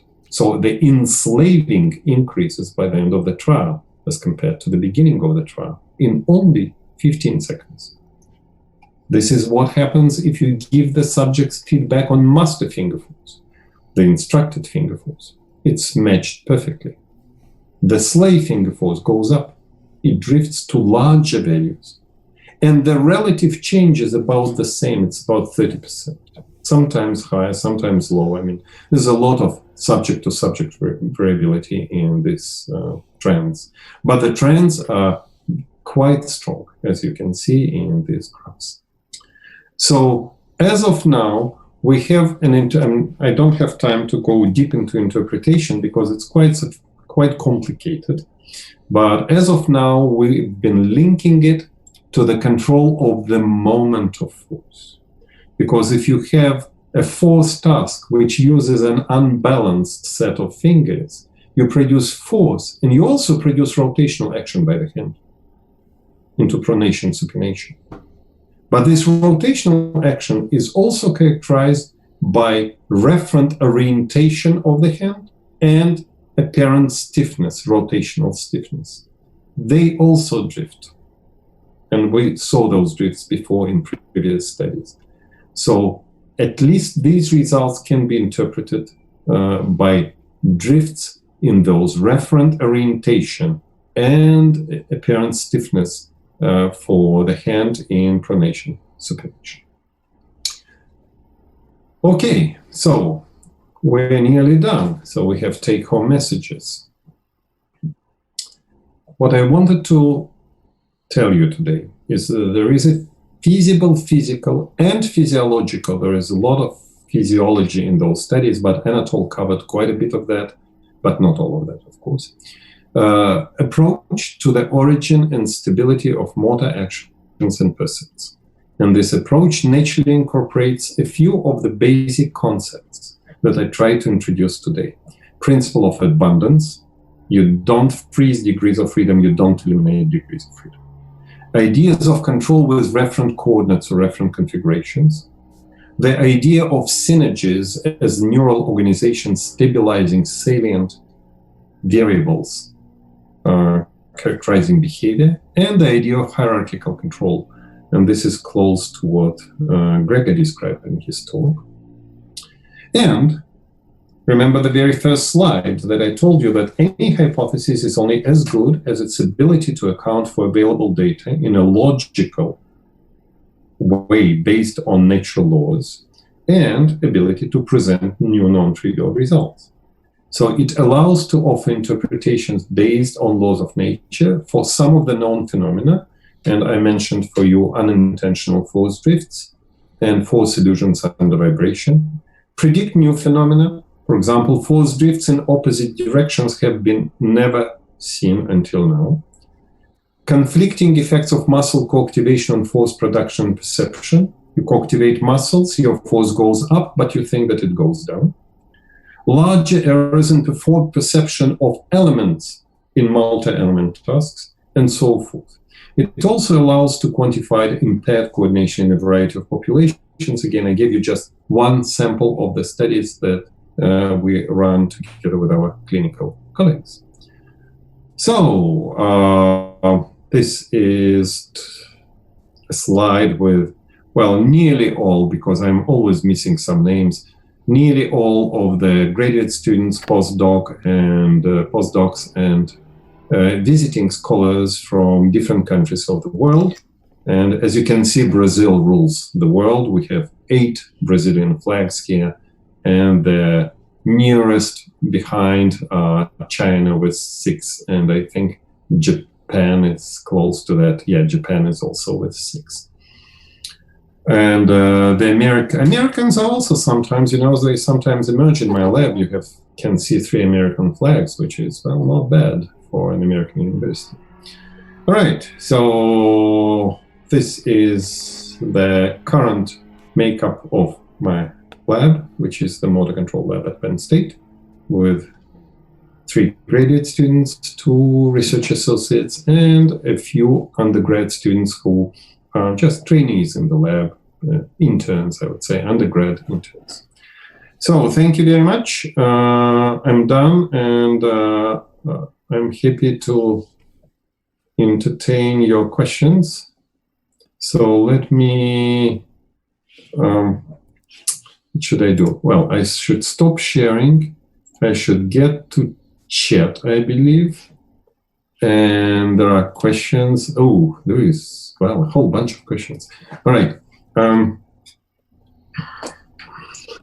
Okay, other questions from non-chat? I have a quick question, Mark. Sure. Thanks for the really broad and extensive talk. How you connected a lot of topics that we discussed so far.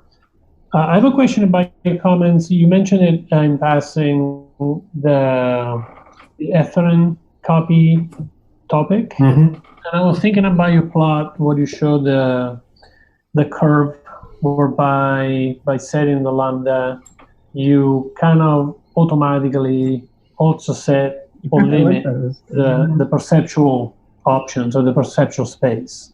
And I was trying to understand how that, I mean, up to a point, it coincides theoretically with what you would expect from an efferent copy.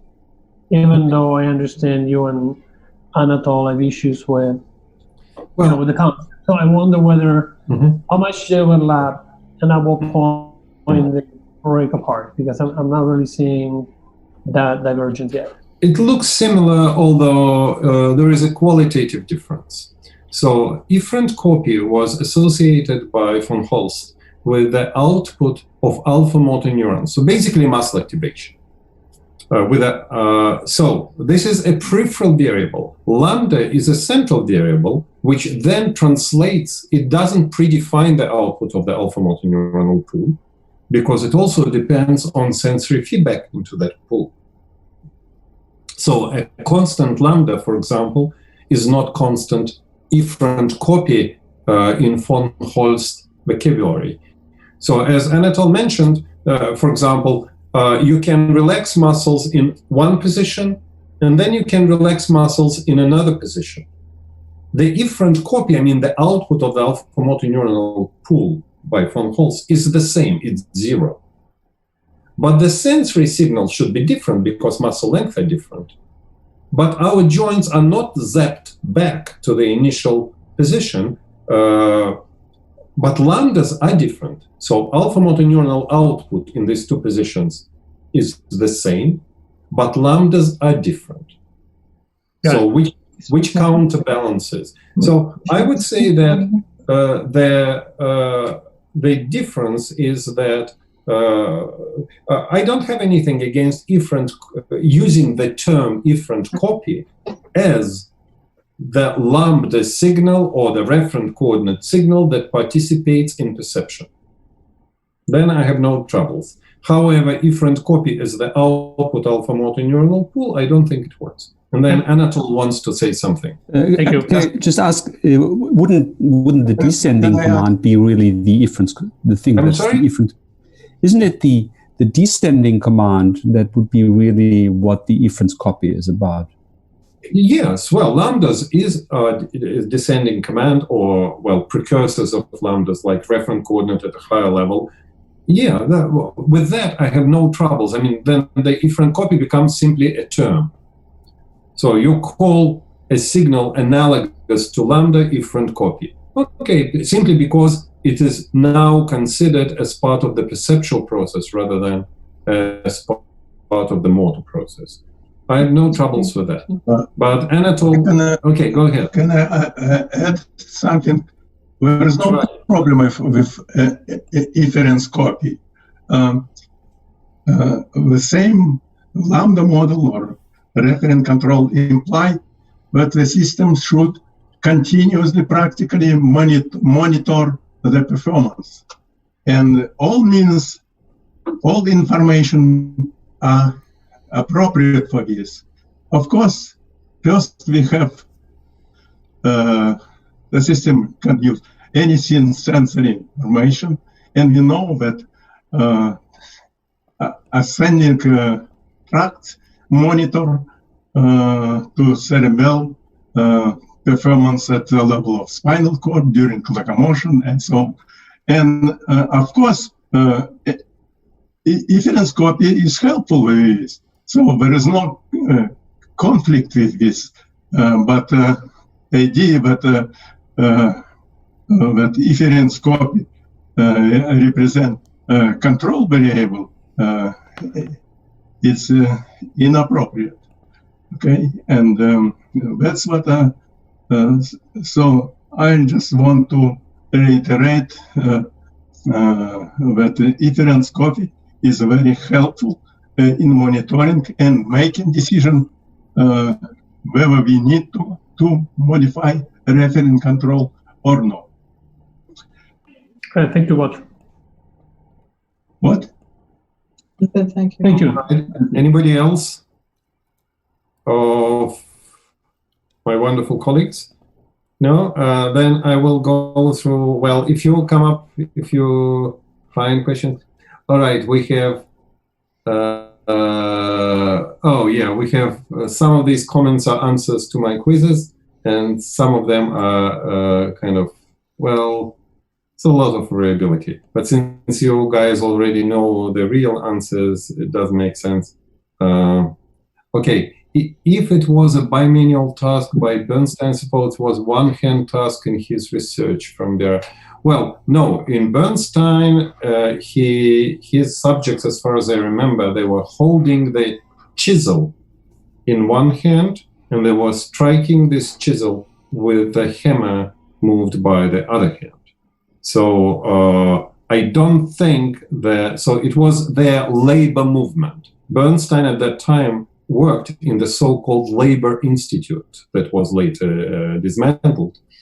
He worked in the Labor Institute where the task was to find movements that make labor less fatiguing and more enjoyable. So as a result, they tried in their labs to study movements that are very close or that look very close to real labor movements. So he asked, I believe, his subjects to hold the chisel in the one hand and to hit it with a hammer with the other hand. And that's what he reported. Okay, Monique, do you believe if a person has shoulder pain or instability, we will be divergent target? For example, greater variability between movements or muscle activity. Well, there were studies by Pascal Madeleine, who, despite his name, worked in Denmark.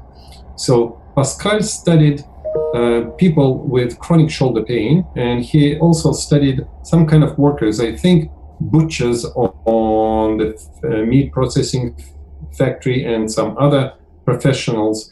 And he showed a few things. So one of them, that the probability of developing shoulder pain in these people was higher for those who were more stereotypical in their professional actions. So they did the same thing, basically, the same very routine type of meat processing actions.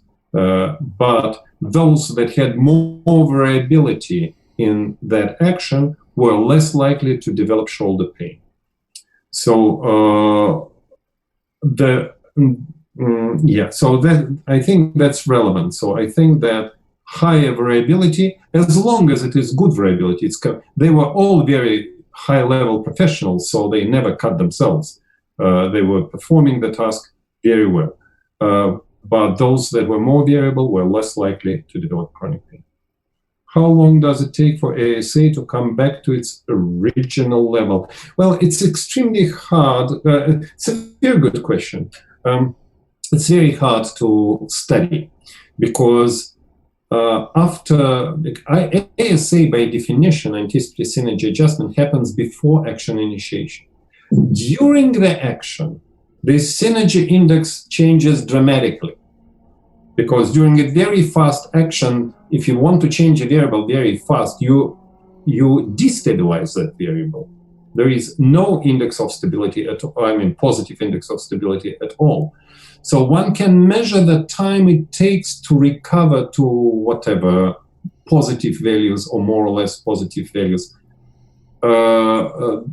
I'm trying to just off the top of my head, because I remember the pictures, I think that the recovery time was close to 1 second, or more or less.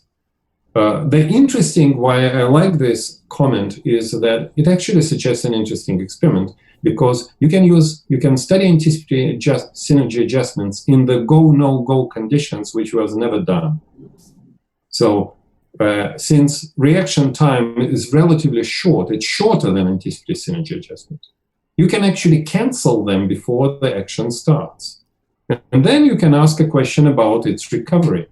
It would be a very cute study. It has never been done. So Reza Razagans, if you want to run this study, you're very welcome. Is ASA similar to the dynamical systems theory? No, because it's even not a theory. ASA is a phenomenon. It's an anticipatory synergy. It's just an experimentally measured thing. Dynamical systems theory, I'm not even sure that it's currently a very clear word combination label. I would say that Gregor Schone is a much better position, of course, because he contributed to applications of dynamical systems tools to analysis and understanding of movements, in particular of multi-element movements. So I don't think they are relevant. So in a way, everything we study is dynamical system theory, because any movement is proceeding in time according to some local laws of nature. So we're always studying dynamical systems. Simply some dynamical. I once asked Gregor whether there is a material object that's not a dynamical system, and he laughed and said, of course not. So because laws of nature act on all material objects, simply some of them behave in a boring way, like a brick. It just sits there and does nothing, but it's still a dynamical system. And others show bifurcations, phase transitions, I don't know, all these fancy things. So in movement area, in movement studies, for whatever reason, people use dynamical systems only with respect to this latter group of phenomena or objects, when there is loss of stability or bifurcation or critical slowing or something from that vocabulary. So, Gregor, your comment on that? Yeah, you can comment. I would say the question is if the fact that something is a dynamical system captures some of its properties. And so the important property that we're talking about in motor control is stability. That's a concept that is theoretically grounded in dynamic systems thinking. And in that respect, this whole way that Mark has been discussing motor control is influenced by concepts from dynamic system thinking. It's not a closed theory, it's more a theoretical language. It's a set of concepts that are being used.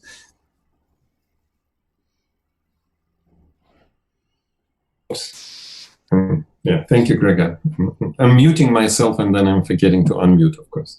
All right, so we'll continue. It's, by the way, interesting. While going down, I'm looking at answers from subjects, and they're all over the place. I don't think a single person could answer any of the quizzes correctly, any of the two quizzes correctly, because, and that's exactly the point I'm trying to make, that a certain view, a certain theoretical view makes predictions that people who are unaware of that view or who like something else cannot predict. Well, cute. Okay. If there is stability variability without loss of performance and stability variability with loss of performance, oh gosh, is the variability instability being good or bad directly associated with, you know what, I really have troubles understanding the question. I'm very sorry, Monique. Is the variability of instability being good or bad directly associated? Well, classification of variance into good or within the uncontrolled manifold or bad, orthogonal to the uncontrolled manifold, is always done with respect to a specific performance variable that you are assuming the system is trying to stabilize. I think that was a very important point that Gregor Shona did, that it is intention specific or task specific, and you don't have to stabilize it. So that's kind of choice by the central nervous system. And first studies, experimental studies that we ran, when Gregor ran with John Scholz and then we ran together, we were asking questions based on experimental data. Is this variable stabilized by at our level of analysis, which were joint rotations at the time? Or maybe that variable is stabilized. Or maybe one variable is stabilized stronger than another variable. So, but this analysis is always performed assuming that a particular salient performance variable to which all your elements contribute is special, and the central nervous system tries to stabilize it, maybe at the expense of other variables being destabilized. So one obvious example is, for example, it was one of the first studies we ran in the force space, when we asked people to press with 2 fingers and produce a cyclical pattern of total force. And we, of course, thought that cycle-to-cycle variability will be mostly within the uncontrolled manifold for total force. And it was mostly orthogonal to that uncontrolled manifold. Because when people do that, they stabilize moment of force. And stabilizing moment of force corresponds to uncontrolled manifold that's the same as orthogonal direction for force, and vice versa. So as a result, the subjects had this choice to stabilize either moment, which requires positive covariation of finger forces, or to stabilize force, which requires negative covariation of finger forces. But you cannot stabilize both. You cannot covary positively and negatively at the same time. So when faced with this dilemma, and when provided instruction about force and feedback about force, subjects stabilize moment of force and destabilize force. So yes, it is directly related to performance variable which you are considering. Okay, these are quiz answers.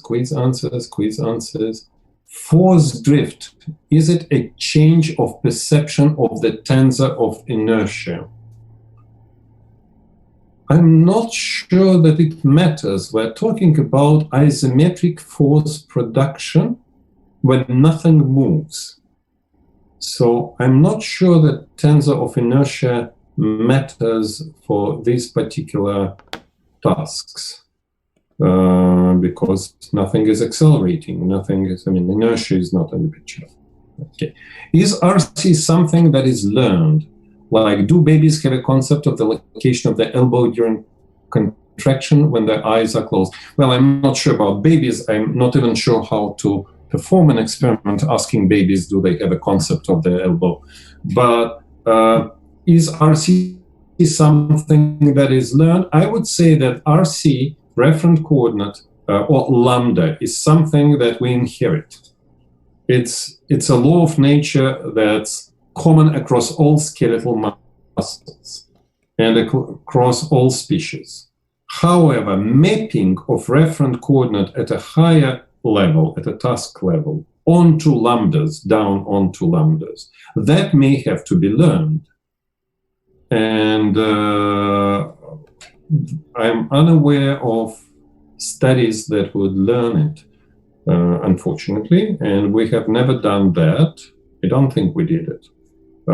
It can be done, actually. It's not an impossible experiment to run, but the point is that measuring lambdas or measuring respective reference coordinates is a tricky business because we don't have lambda meters. You cannot simply attach a thing to your limb and get that scale showing your lambda. So you have to perturb the system, or you have to observe the system over performance of a task, like over time, to get just one number. So sometimes it's not very practical. So far, I would say that that's an interesting question about the mapping. It may be an interesting question, but the mechanism itself, the idea, how the muscles are controlled with what variables is probably evolution defined, and it's common. Although, Mark, I would claim that these methods that I talked about are sort of a lambda meter, because you can use a model to estimate model. Yes, data. well, we always, that's another problem, that we are measuring when we are estimating lambdas. It is based on a model, and the model is always not exactly the same thing. Yeah. Okay, Daniela. Hi, Daniela. Hi, Mark, the president. Thank you. You mentioned about differences between non-living living systems. Do you have any insights that would distinguish movements from humans versus less evolved living systems? I mean, in terms of dexterity. The answer is no. No, I cannot. It's really task specific. There are animals in terms of, in the area of movements, humans are not way better than animals across tasks. There are animals who do certain tasks way better than us, swim better than us, run better, fly better. Well, anybody flies better than humans. So as far as maybe fingers are concerned, yes, dexterity is something special. I don't think that it's at a very I would say it's a quantitative rather than qualitative level, maybe. Well, it depends how you call it, but I wouldn't introduce new laws of nature or something like that. I would introduce, Gregor, unmute yourself if you want to. I wanted to ask something about that.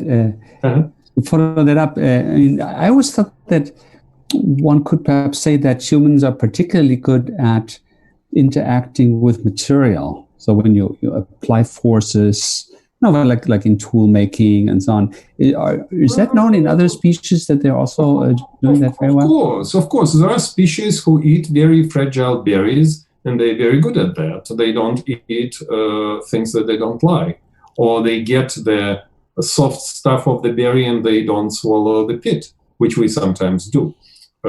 So I'm not sure that contact task is that distinguishing, or spiders who can do fantastic things with their cobwebs and, I don't know, wrapping flies into those cobwebs. This may be very sophisticated and very dexterous actions. So I think, so I'm not sure. I don't really know how to answer this question better. So just the guess is that there is no qualitative difference in terms of laws of nature that I can obviously see, that there is a change in the neural representations of different effectors, sophistication of muscle design, and other things, which I would call quantitative rather than qualitative at this level. All right, thank you. A few nice comments. Tony,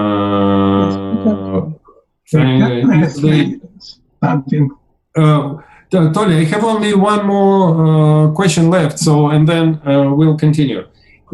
Okay, is there a difference on results when considering limb dominance? Well, I purposefully avoided that, but I will answer this question. The answer is yes, but it depends on what results. So there are some results that are very consistent, like these force matching things, perceptual things. In some of the studies with switched right and left hand, we only use right-handers, by the way, to avoid ambidextrous people and all those problems. So we have only strong right-handers, and we sometimes switch the role of the hands, and we have never seen an effect so far. So in more recent studies, just to save time, we are just defining one hand as a task hand, the other hand as a match hand, and doesn't seem to make a difference. However, in terms of controlled stability, there are differences. The dominant hand is better for quick actions. It is better in anticipatory synergy adjustments. The non-dominant hand is better at steady states. In one of the slides that I showed you before, by the way, there is a bit that I did not bring your attention to, I'm going to share the screen and come back to that slide for just 1 minute. So this is the slide. This is the slide, Parkinson's patients and controls with steady state and so forth. Right and left hand. Look, in both groups, the steady state level of the synergy index is higher in the left hand. And it is statistically significant. So these are right-handers. So the non-dominant hand is not just another hand which is kind of bad. It's actually a good hand, and but it's good. It's specialized for certain things, such as steady states. That's why, by the way, if you are trying to nail a nail into a board, and you will always hold it with your left hand if you're right-handed and move the hammer with the right hand, try to switch. You'll have real troubles with both components of the task. You'll feel clumsy holding the nail with your right hand because it will wobble in your right hand. So we have good limbs for steady states and good limbs for fast things. So that's the answer. And so, Mark, I got a follow-up question on that. This is Richard. Yes. Because in the Parkinson's study, did you assess the tremor, the amount? Because there's early on an asymmetry in tremor as well, right? So was that did you look at that? Well, I did not go into much detail. All the subjects were without tremor, without clinically identifiable tremor at all. We selected them specifically to avoid exactly that, because during steady state force production, tremor would mess up the data. Yeah. And with isometric contraction, no movement macroscopically, but there is movement at a sufficiently small scale. Well, maybe, but I don't know about tens of inertia and other things when the movement is at unmeasurable scale. Like really, I can hardly imagine measuring anything moving in those isometric tasks. So I'm sorry, Roger, I don't have a better answer. So let's listen to Anatole for a change. Unmute yourself. Okay. I think that the idea of abundance is very good to emphasize that it's useful property of the system. Redundancy is a useful property of the system. Why not expand these concepts to enslaving? The system take care of shape of the hand rather than producing isolated motion. When I take the car or even point it, I don't care about the rest of the shape of my hand. So I think we should move forward,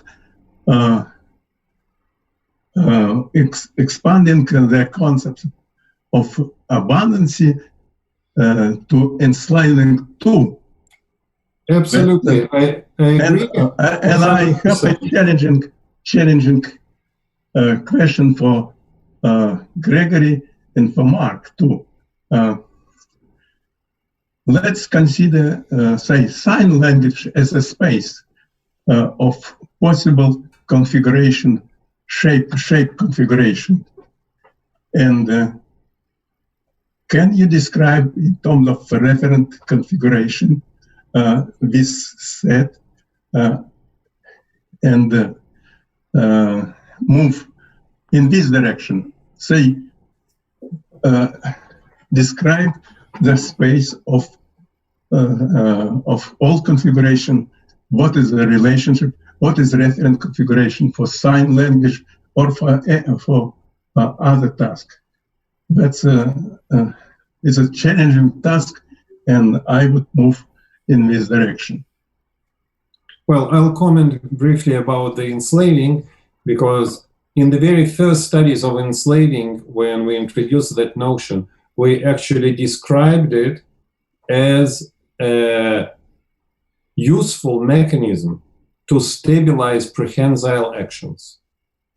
So that was exactly that notion, not in terms of referent coordinates, but in mechanical terms, but enslaving in mechanical terms the patterns, they translate into useful for prehensile action mechanisms. But we are currently, it's very interesting that you made this comment, because yesterday we had a lab meeting dedicated 100% to enslaving and how we can describe it well in terms of referent coordinates. So it's not that far. Now, as far as sign language are concerned, yeah, I would say so.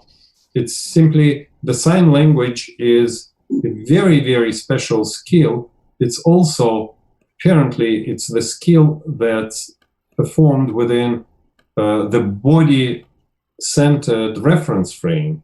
Like people talk in sign language independently of their configuration in space, so gravity doesn't really make them stutter or make them mispronounce things. So there are mechanisms that stabilize referent coordinates within the body-centered reference frames, but maybe Gregor can say more. Yeah, maybe an analogy to robotics might make a point here. I've had this jargon to say it's the stabilization of particular task variables, and that's sort of jargon for what actually is the release from stability of other combinations of elementary variables. And the idea, what that is good for, is ultimately for flexibility, for being able to accommodate more tasks. The way the redundancy is used, redundancy is always with respect to one particular task.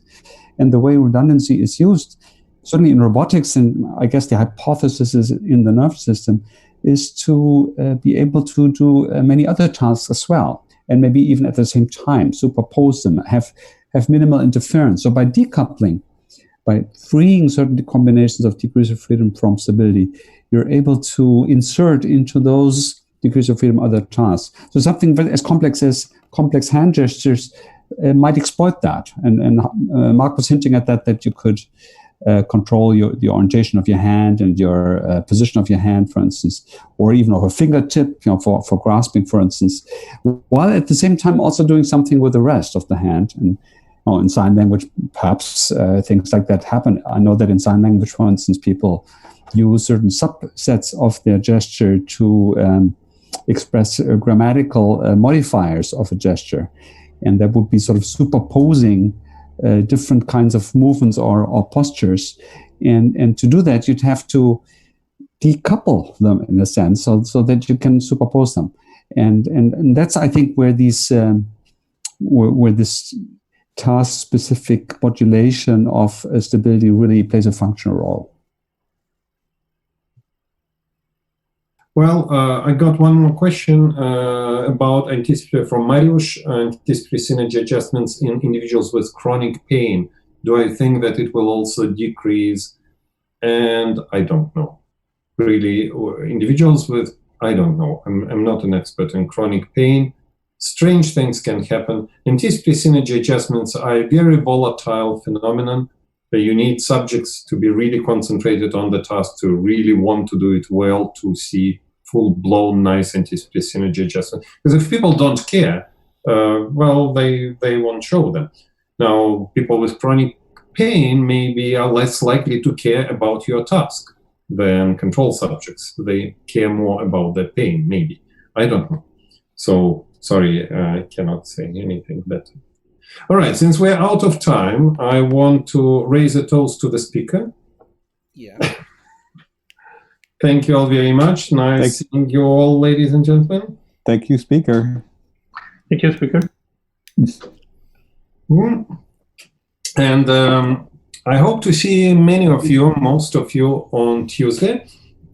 And by Tuesday, I'll try to arrange schedule for the next, starting June 2nd, edition of the virtual school.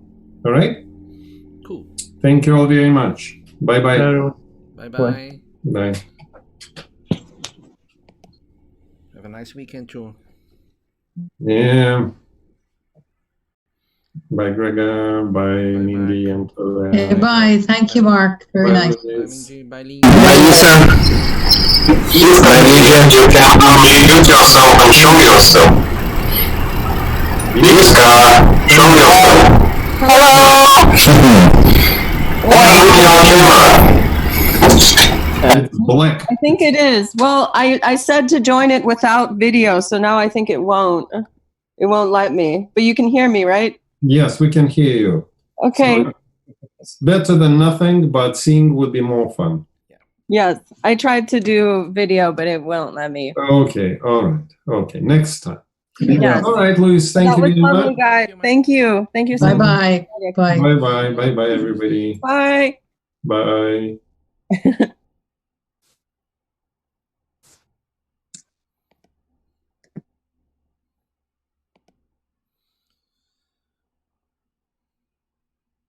Okay, friends, not to forget, we should have another. The last session will be next Tuesday. Just me open the here.